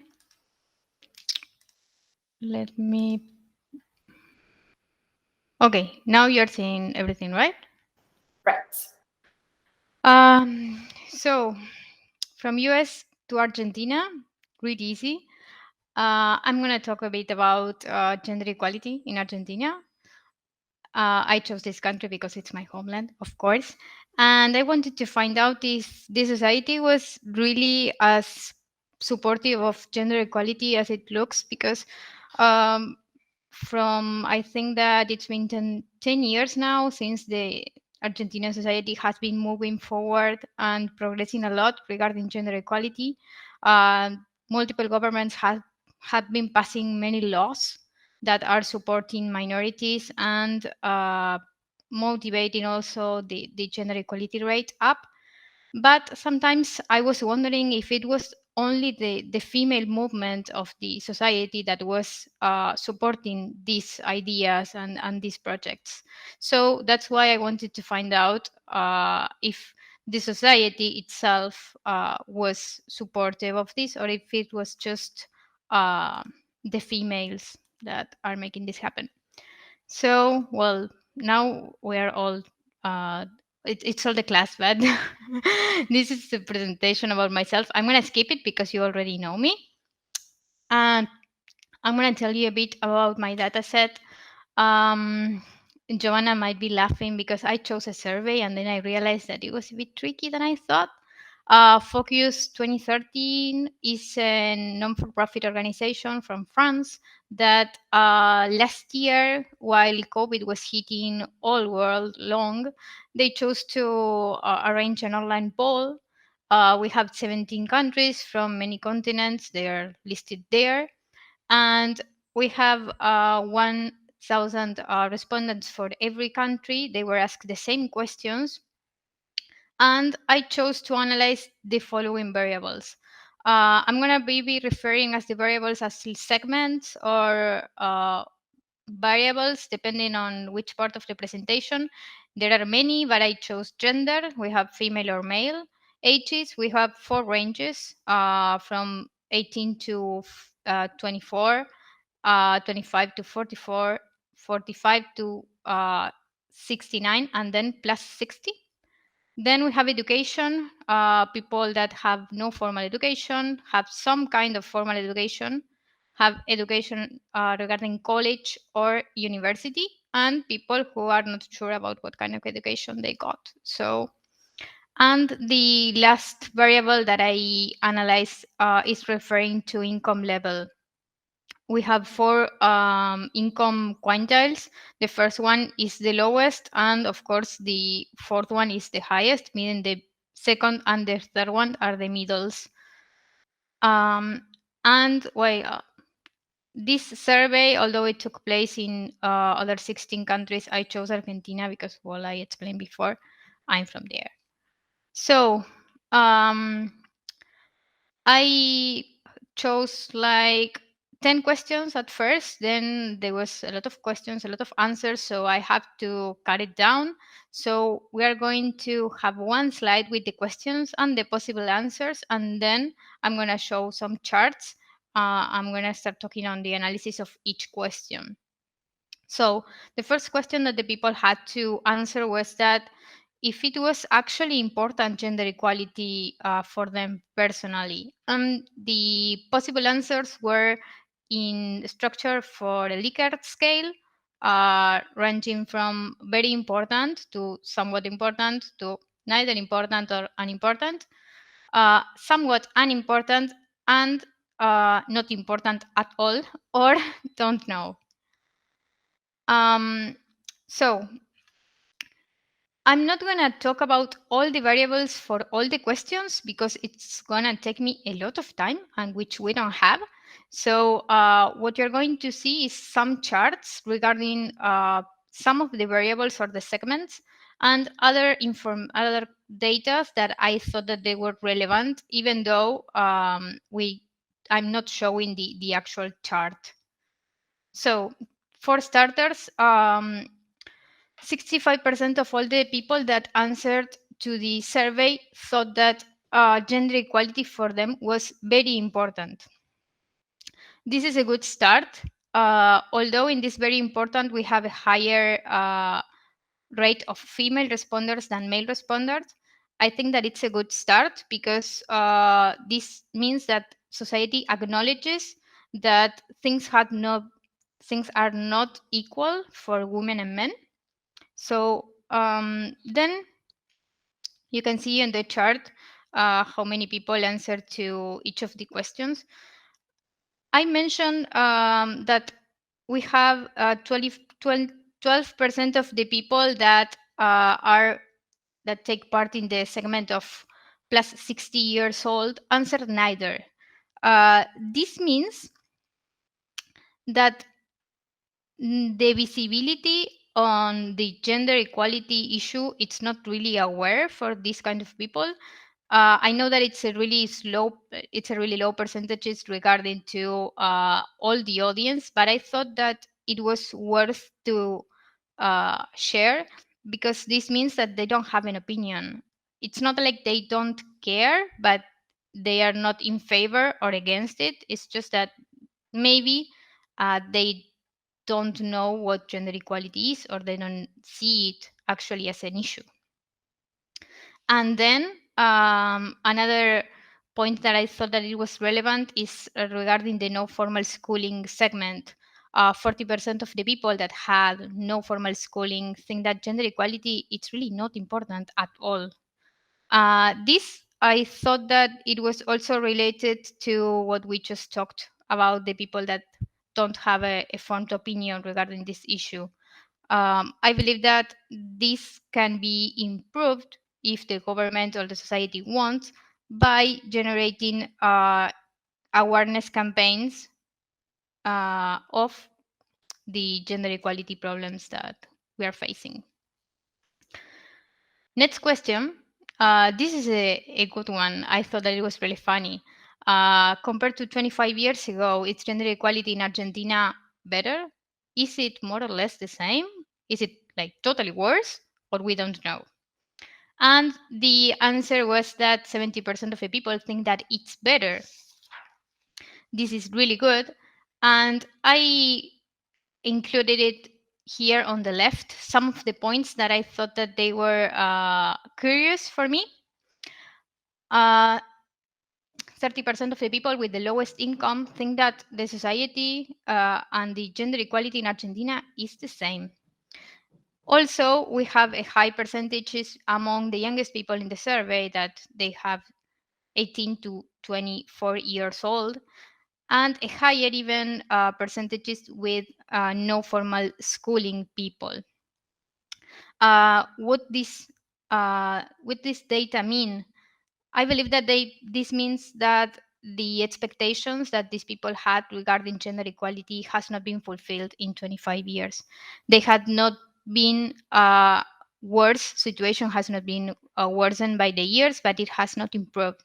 So this is something that maybe we can think about later, because although we have a higher percentage of people that have hopes and realize that situation has gotten better, we have another groups, different groups of people that they are not having the right view or the hopeful view that we shared. Next question. Here following, we have a few questions that they were asked to the responders whether they had to choose from a list of reasons. This question tries to answer why women may not be equal to men in Argentina. This is the list of reasons that I was pointing out. And the reason that got chosen most of times is because women and men have different employment opportunities. This was the first reason chosen for almost all the groups and the segments that we saw, except for the segment of people between 18 and 24 years old. I'm going to talk about that a bit later. I'm just going to focus now on what this means, why women and men have different employment opportunities. And this is important because this was the option and the answer that most of the people chose. These different employment opportunities are referring to low paid jobs, because we know that women have more access to low paying jobs rather than high paying jobs. One example, as Karina was mentioning before, is the tech industry. Then we have different kinds of discrimination that women suffer every day. One of the examples is the glass ceiling that we have as an issue. So I was really shocked almost when I saw this, because I thought that other options were going to come up first. But I think that it's really good that also females and males and many kinds of different people acknowledge that we do have different employment opportunities. I'm going to pass because I think I'm pretty bad on time. I'm going to pass to the next question. This is a question related to the government because they are trying to find out, rather than the society is asking for more actions for the government to take regarding this issue. And which actions also, because the people had to choose one of the reasons of this list. And what I'm trying to show in the chart is that all segments again, but the segment between age 18 and 24. Oh, I'm sorry. I think I screwed up this. Sorry. Let me go back. There. Yeah. Sorry. Again, the reason that was chosen the most and the highest amount of times is the reason related to reforming laws in order to promote equality between women and men and end discrimination against women. This was chosen for all the segments we can clearly see in the chart, but was for me what was revealing of this is that people from 18 to 24 and to 25 to 44, they behave the same as people with 45 to 59 and plus 60 years old. This means that they voted for the same first reason to reform laws, and they voted for the second reason. The first group, the youngest people, sorry for the youngest part, chose as a second reason to focus on marginalized women in order to leave no one behind. This reason is related to intersectional feminism, because actually what it's saying related to no one get left behind is referring to ethnic minorities, LGBT community, disabled women, refugees, migrants, etc. And the people with more age, more years, they thought that the second reason why the government needs to take more action is that to implement media mass campaigns. This brings up the question that maybe these people, they don't have the enough awareness that they should. So that's why they are asking for media campaigns instead of focusing efforts on marginalized women. Another point that we have here is that 5% of all the audience says that the government shouldn't even try to embrace and to take action regarding the gender equality issue. And we talked about the second reason for some of the groups that it was to implement mass media campaigns. The highest percent of people who are asking for more media campaigns regarding gender equality issues are the people that have no school, no formal education, sorry. This also is related to the lack of awareness and visibility that the people may have regarding this issue. Moving on to the next question. We are asking how the government should take action regarding improving women's and broader economic opportunities, while at the same time improving decision-making powers. Here we have another list. And this question is more related to the workplace. That's why we are mentioning decision-making powers and economic broader opportunities.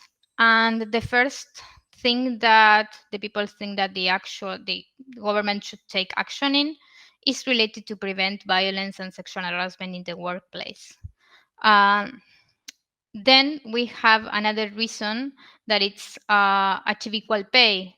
Achieve equal pay was chosen in most of the segments on the variables, but it was not chosen as a second reason in the low income segment or the no formal schooling segment.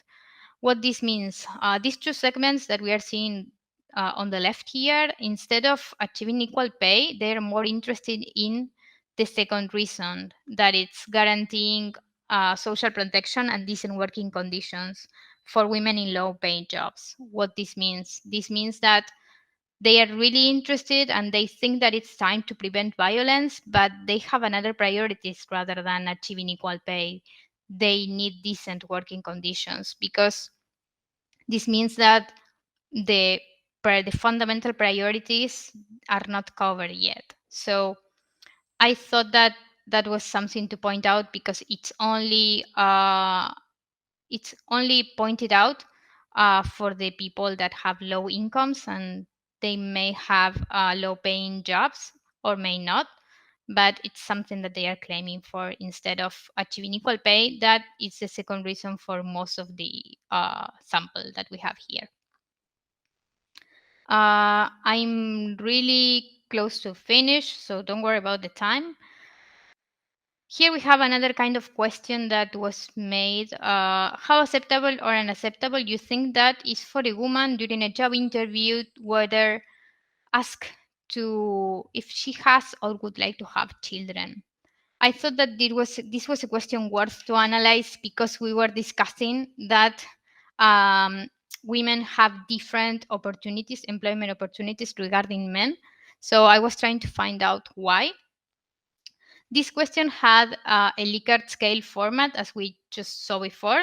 They could choose between completely unacceptable, mostly unacceptable, neither acceptable, mostly unacceptable, completely unacceptable, or don't know. And the answers were a bit tricky for me, because we have completely unacceptable that was chosen by the 30% of all the audience. That it's a good start, because they are acknowledging that at this time, asking women if they want to have children or if they have family, it's not right. and it's prejudicial. We have a really similar part of the audience that they think that it's not acceptable, but it's not unacceptable either. This means that they are not seeing, or they don't perceive that this question might be harmful, and it's always, most of the times, it's always asked to women. So, and regarding these people that have responded to neither, so almost 30% of these people are also in the segment of higher incomes. This means that they have high paying jobs and they don't realize, or they are not seeing at the moment, that it's not correct, but it's also not incorrect to ask women for children. I thought that this was kind of tricky. Moving on to last question. We have also a Likert scale, and we were discussing equal pay. So this question was really good for me to analyze, because we are really asking if it's acceptable, it's not acceptable. What do you think about women making and making less money than men for the same work? And the results that we have here, almost 75% of the audience think that is completely unacceptable. But we have another kinds of segments that they did not choose this answer. Or while it's really good to have a survey that has 70% of the people realizing that at this moment it's not right and it's not fair for women to be making less money than men for the same job, we have some responders that think that it's completely acceptable. It's okay. The people who answer completely acceptable are part of the segment that have no formal schooling. This was the highest rate that we had in completely acceptable option. On the other side, mostly unacceptable. Mostly unacceptable is like, it's not right, but in some cases we can allow it. It's not like denying it and criticizing it. The people that said mostly unacceptable, 24% of all that amount of people have the highest income. And I thought that these two variables, although we have no formal schooling and highest income, are maybe not so related at first sight. I thought that they had in common the lack of visibility and awareness that we see regarding it's not right that women are making less money for the same job that men. To sum up, I draw a few conclusions in order to. I know that there were many questions. We have many variables, but the conclusions that I draw are really actually are positive. Argentinian society believes that the gender equality in the country has progressed over the years. And they think the society believes that gender equality is very important to them. But on the other side, most of them acknowledge that women and men at this point, we don't have the same opportunities. Then we don't have the same work opportunities. And that it's really hurting us. The last thing that I thought that it was worth to mention in the conclusions is that the government is asking, the society is asking to the government for a lot of actions to take place, because they acknowledge the lack of gender equality, or it's not really the lack, it's that they want it to be in a higher level. Because the final idea and what the society actually wants is to be equal. They acknowledge that things had been getting better in the last couple of years, but it's not enough. That's why we have such high rates regarding acknowledgement of this of different opportunities and other points that we just saw.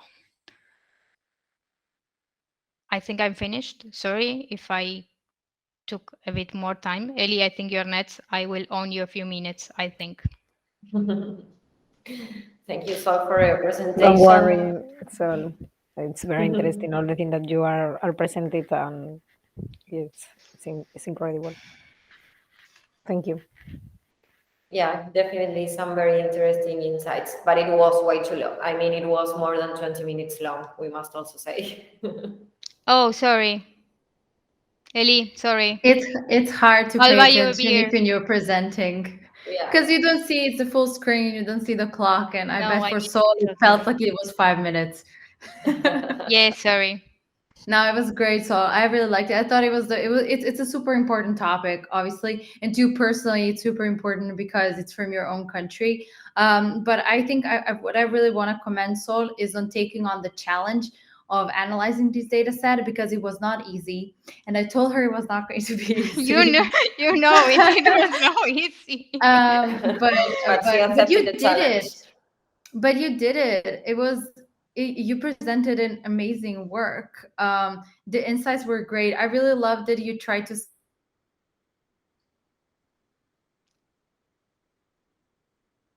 summarize it. Giovanna, you're like frozen. Yeah, it's not you, Sol. It's for me. Oh my God, another. Yeah, maybe without the camera it works better.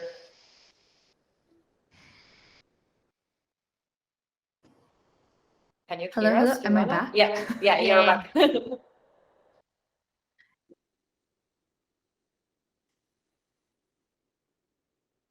I think so.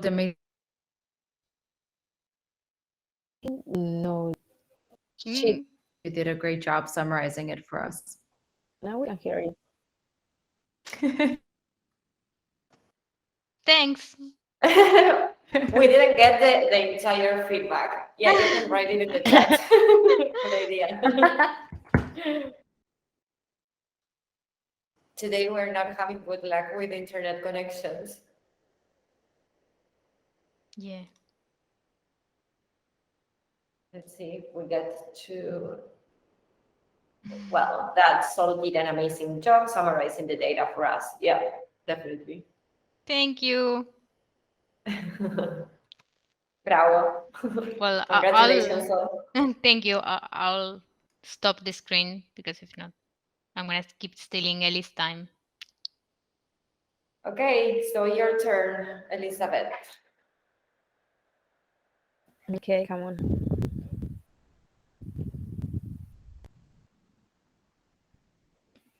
Oops. Sorry, I was. Can you see fine? No? Yes. In full screen? Yes, we can see full screen. So for this project, I finally decided to study the electrical consumption on the electrical hard art furnace. That is an equipment in the steel industry, the mine equipment that we work. So why the? I'm sorry. Sorry. Why the electrical consumption? No. Before, I would like to introduce you an explanation about how work or this equipment. Here we can see a peak, and this is the furnace. The scrap, also the steel, are produced melted scrap, and we put here the scrap and we melt with electrical and chemical energy. The chemical energy come from the oxygen, natural gas, and slag fluid that normally is carbon injection. So I need that you keep in your mind that we have this electrical energy and this chemical energy, no? Why the electrical energy? Here we can see the price of megawatt in Spain in over the year in 2021. This graph is not mine, and this is from the website of Red Eléctrica, so you can consult. So in December we are paying 350 euros per megawatt, and we in our industry we spend 58 megawatt in watt heat. So we spend more or less 20,000 euros in 40 minutes, only one line, and we have two lines.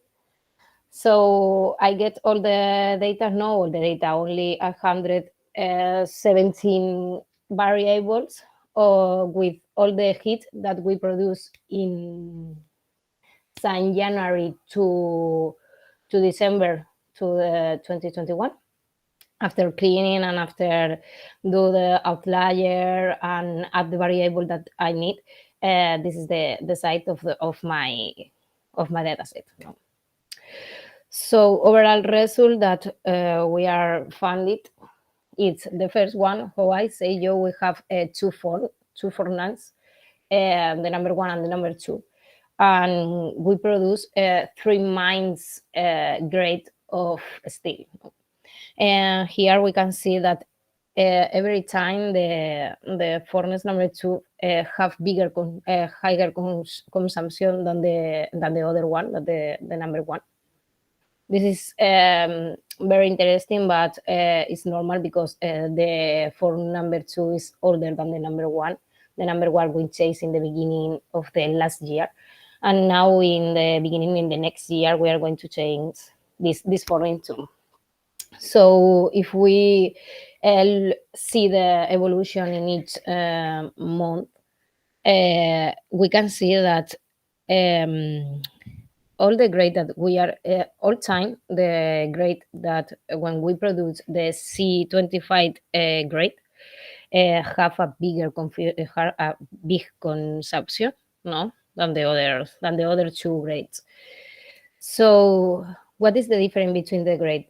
Mainly the difference is in the load, in the scrap mix that we put in the furnace. So here we have an example. For example, this is a quality of scrap because not all the scrap are the same. And here we can see that when we do C35, we consume these tons of this kind of scrap, and when we don't do this kind of steel, we need more of tons of this kind of scrap. So we have a lot of data. So in this study, I'm going to do focus here because this is the different grade, and we have a target of the electrical consumption. And I said, okay, if you are if this heat it under this electrical consumption is high, and if no is low. So here we have a lot of opportunity to employ, and I decided to do the focus here. To try not bore you so much, I decided only put focus in this presentation in the electrical, the relation between the electrical and the chemical energy, no? So we here this is the electrical consumption, and the line 1 and the line 2, and we can see that this one and this one and this one, this one and this one and this one, that is the same in the two lines, have the higher relationship with the electrical consumption. So I decide to put in a scraper graphic, no, and we can see that okay, this is the electrical consumption and this is the program, and it's grow all the time. And the different color is when I said, okay, what is the difference in the high and lower heat consumption, electrical consumption. And we can see that the behavior in each line is all time the same. So, and now here, when we spend more oxygen, normally we have to reduce the electrical consumption because you use more chemical energy, no? And you have to reduce the electrical consumption. And I think that this one, it's a behavior, no? And this one is consequence, because how you are more time in this equipment, you need more of this, more oxygen and more carbon. So this is the real. So the next question is, okay, why we spend more time? No, that this is the power on. The power on is the time that we are consuming electricity. No. Okay, so we see that the main thing that do the power on growth is the potency. When we work with less potency, we spend a lot of time. So we have an equipment, and the name is the CBC, and we have maybe a lot of issues with this equipment. That with this equipment, well, okay, maybe we have a lot of issues with this equipment. And the last one thing that I would like to show you is this one. This one is the slag. Is a foam that is inside the form, and this foam protect the electrical arc. And it's very important the density and the composition of this foam, of the foam. Okay, so here we can see when we have this kind of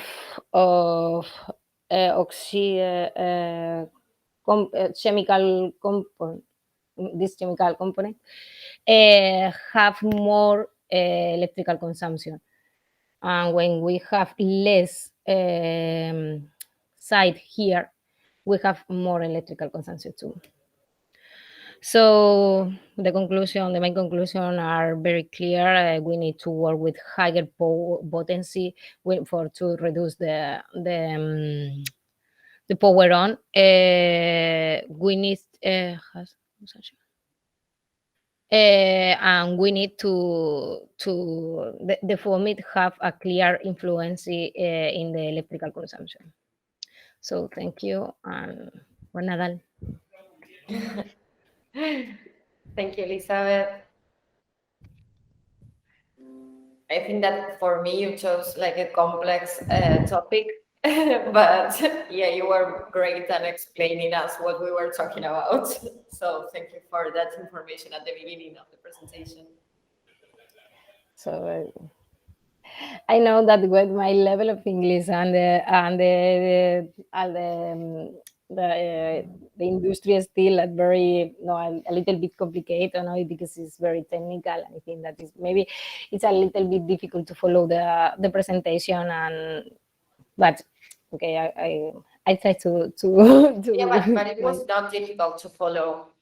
So yeah, it was quite technical, but you gave us like the context, and that made it much easier. Yeah, totally agree. How's the audio, by the way? Do you guys hear me well? Yeah, we can hear you now. Okay. No, I agree. I agree with Daniela. It was not difficult to follow. Ellie, your English was fine. The presentation was flowing well. I think you set up totally agree with what Daniela said. I think you set up the context very well, and that made it easier to follow. So I mean, the topic is what it is, right? We don't really we are not experts in this. You are, but I think you, as an expert, presented well to us who are non-experts. So I think you did a great job with that. Also want to commend Ellie for doing this work very, very, very independently. So she really did not require much help, which is good, because I don't quite understand this data set anyways. So I wouldn't really be able to help a lot, but she really did pull this on her own. So congrats, Ellie. This was awesome. Thank you, Joanna. Thank you. The next project will be different. I say you. Let's start with more time, and then it's gonna be all even better. Yes, like this please, was already it's amazing. necessary. So Yes, it's necessary. Okay, congratulations. And now we have one more presentation, the final presentation for today. So, Pau, whenever you're ready, you can share your screen. Yeah, shake a little bit so as to take some energy as is the last one.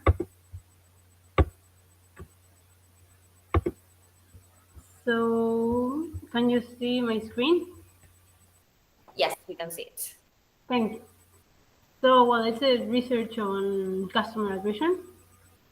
And firstly, I find out this quote about Sam Walton, which is the founder of Walmart. And this is perfect for then leading to give some context and leading to my objective, which says there is only one boss, the customer, and he can fire everybody in the company from the chairman on down, and simply by spending his money somewhere else. And so this leads me into my objective, which is analyze the consumer credit card portfolio and understand the reasons for customer attrition. So what is it that we have in this data set? We had 10,127 customers. From these customers, 84% are existing ones and 16% are already attrited. So this is our context. So what's the information about customer personal data that we have? So the dataset is distributed in gender pretty much half and half between male and female. Then we have also marital status distribution, which is mainly divided between single and married.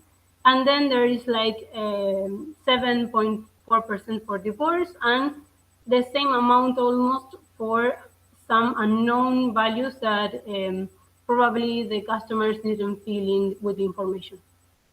And then moving to the age range of these clients, we can see that it's almost normally distributed in, and also that getting into account that the existing one is the purple and the attributed customers are the orange, they are almost like have the same shape. And it goes from 26 to 73. So what about account data? What's the main information that we have regarding the account? Definitely for a credit card, one of the main information is the credit limit. And I think that I thought it was super important to contrast this regarding the income that we know about the customers. And so we can see here, this is a box plot, also split it with attrited and existing customers, where for less income category, the distribution is kind of positively skewed, and we are having like many outliers. While we move forward, we move up in the income category, like driving, we can see that this turns more like normal distribution or tend a little bit more to be normalized and with less outliers. And we here also have it, as well as in marital status, some unknown information regarding the income category, which gives like different shapes for the credit limit distribution. But mostly something super interesting that is like for both types of customers, we have almost the same shapes in all the different ranges of income.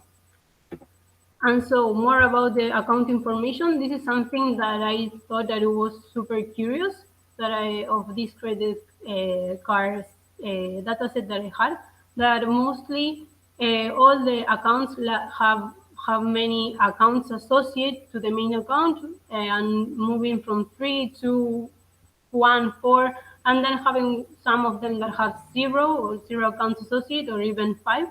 And if we plot this distribution for again, for existing and attrited customers, then we will realize that the shape is more or less the same. But I was super curious about this information. Then what about the customer consumption behavior, the transactional part? So here we can see like more scatter plot about the credit limit that were given against the average utilization ratio of the customers using it.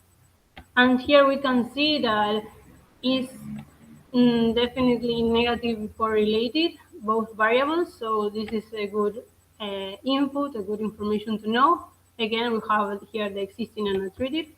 And particularly, we can see that in 0% of utilization of these credit limits, it's mostly orange, which is the untreated ones. So I decided to check if this information was real. I decided to do some categorization of this average utilization ratio that we have. And we can see that untreated customers, again, the orange one, have a higher tendency to reduce their consumption towards not consuming its credit line at all. Whereas the existing customers, although there are like many that didn't use it, like there are more customers that use its credit limit. And then I try to use some unsupervised machine learning so as to see if there is a grouping or clustering the different information that I have. I can get some other inputs and some other discoveries, rules according that could describe this difference between existing and treated customers. And so I apply the K-means model and I exclude my target variable, which was the existing and untreated customers. And after having each cluster, I do some plots, but still there were like non-special conclusion or distinguished feature that could lead to certain pattern according to looking to these two types of customers that we have. So I was thinking, yeah, maybe there's some stuff that are that we can iterate over the dataset, the current dataset, that could lead on further conclusions. So firstly, it was like, yeah, remember we have like super small untreated customers. It was 16%. So I say, yeah, let's quadruplicate the information of untreated customers that we have, and let's try again this K-means model. And again, we were like not getting further conclusions with this. So I don't stop here and I say, what else maybe is adding some noise? So we've seen in marital status, in income category, we've seen some unknown information inserted in these variables. So I said, what about if I remove them? Do I get a better conclusion with the model? And the answer was that there was not getting any further conclusion. And then I tried the third one, like I was doing some digging on the dataset that I had, and I realized that if I plot the credit limit against the income category, but this time I consider the male and female as a distinguished variable, then I see that although these two were half and half on my dataset, the female were only presented in information for less than $40K dollars on the income, and there were like many unknown information regarding this gender.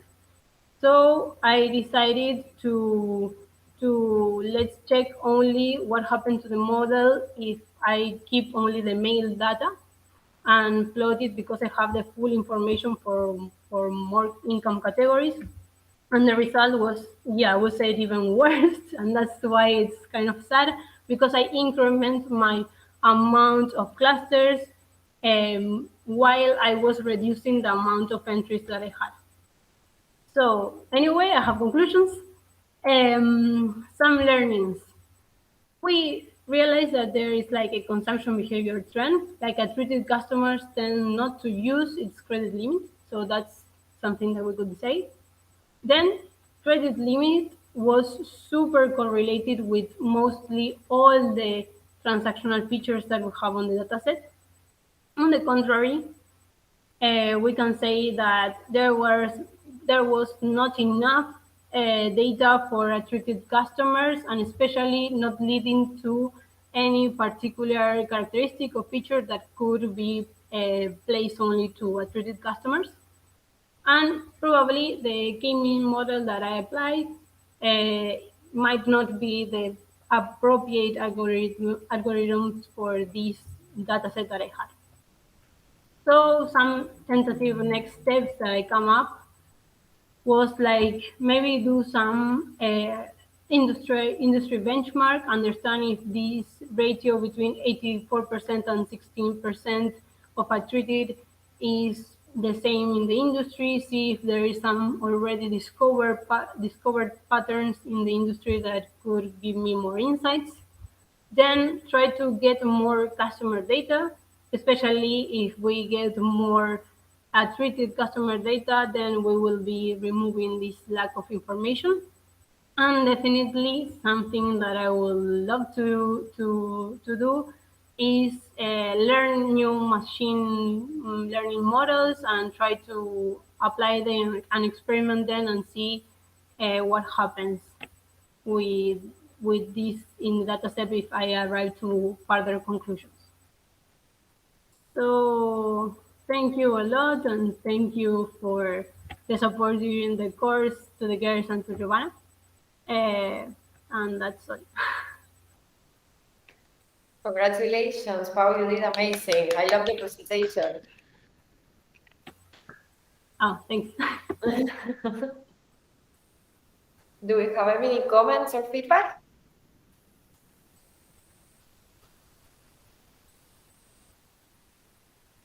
Just checking if audio is fine.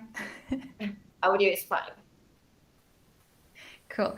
So yeah, congrats, Pau, working on this data set. It was not easy. It was not a, easy data set to work with, just because all the customer data seemed the same. Treated customers didn't seem to have much of a difference with the regular customers, so it was really hard to make a distinction. But I loved all the things that you tried, and you really tried a lot of things. You analyzed from all possible angles. You implemented machine learning. You tried to tweak the algorithm so that it worked on your data set. So I would say, even though the data set was difficult, I think you did an amazing job. And then you did definitely have some really good learnings for next time. I will be very excited to see if you're going to use this data set with some supervised machine learning models that you're going to learn in January. I think that would be really cool to see. So I definitely encourage you to try if you remember. But that would be really cool just to see the difference of how would that work. Probably it would work better. So yeah, give it a go, definitely. And I actually like that you got to try a lot of things. You were one of the rare people who actually managed to apply some unsupervised learning, and this was really cool. Like, you tried and practiced everything you've learned so far in the course, which I think it was one of the points, right? So you're very, very, very prepared to go onto the next one. So great job, Pau, and congrats. Thank you. Well, silent applause to all of you. I wanted to say that this is the end, but this is not the end. This is just the end of this part of the learning, and it's just the beginning of your journey. It's also half of the bootcamp for some of you. And still you have your SQL week, so this is not the end, but still it's a great achievement. You all did great. You should be super proud of yourselves because you achieved a 12-week bootcamp. And as you already know, programming is not easy. It's not easy to learn a new programming language. It's not easy to code, but you took your chance and you did amazing, and you made it to your presentation. And I don't know, for me, always the data bootcamp is like I learned so much because you all pick all different topics, and it's always like super interesting. I had no idea about what you were working in, and I enjoyed all of your presentations. So congratulations on that as well, because communicating then is also like another part that has nothing to do with analyzing a data set and the storytelling and the presentations. And I could see that you were all very passionate about the topic that you chose. It was also super nice to see that some of you were working with data sets from within your workspace, and that might have like a direct impact in the short term. Then of course, a lot of you working on gender inequalities. For us, that is amazing. And if we can help somehow, like sharing your learnings, sharing your presentations, we are definitely up to doing that. I think that's what I wanted to say. And yeah, this is also a moment in which you can share anything before we finish this call and enter our holidays.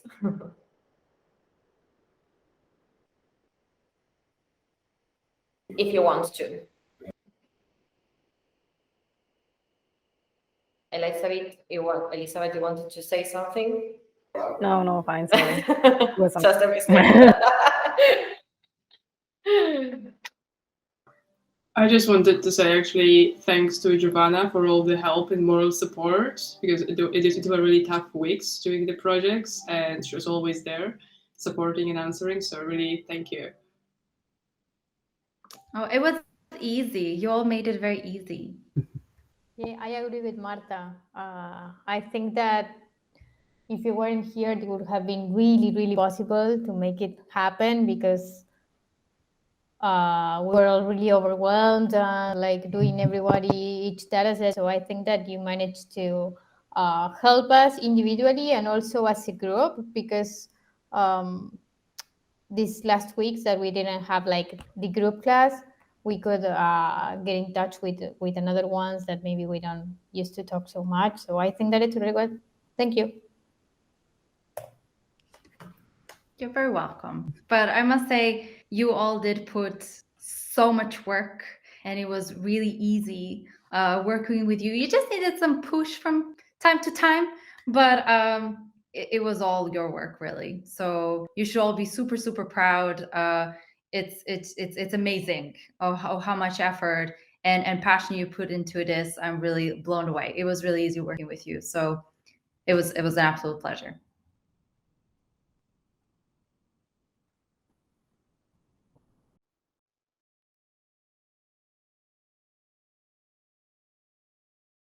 Well, if we don't have any more comments, I also want to thank you, Giovanna, for your support throughout the course. And also I want to thank Violeta, who had to leave the meeting, but was here almost until the end. And yeah, you will be having your SQL week in January. Idoia will send you an email about that tomorrow. And what else? Well, we'll expect to see you here at the campus for those of you who are based in Barcelona in future events. That goes for the data analytics students. Then from the data science, I know that you will be around for a while. And yes, we're always here if we can help you with anything. Be in touch, don't be strangers. And I also want to take advantage of this call to wish you all happy holidays and a happy new year. You too. Thank you. You too. Bye. Thank you. Enjoy your holidays. You deserved it. Enjoy. Yeah, very well deserved. And thank you, Thank you. Mireia, for Bye. staying until the end. I hope you get better. I really enjoyed the presentations, really. Yeah, I have to say that I got Paula's first, I mean, my first episode was Paula's, and I have to throw it away because I thought it was so flat. So I really, no words for you. So you're a boss. You're a boss, yeah. Thank you. Thank you. Bye-bye, girls. Okay, ladies. Bye-bye. Bye. Bye, everyone. Thank you. Bye. Congratulations. Holidays. Happy holidays. Bye-bye. Bye.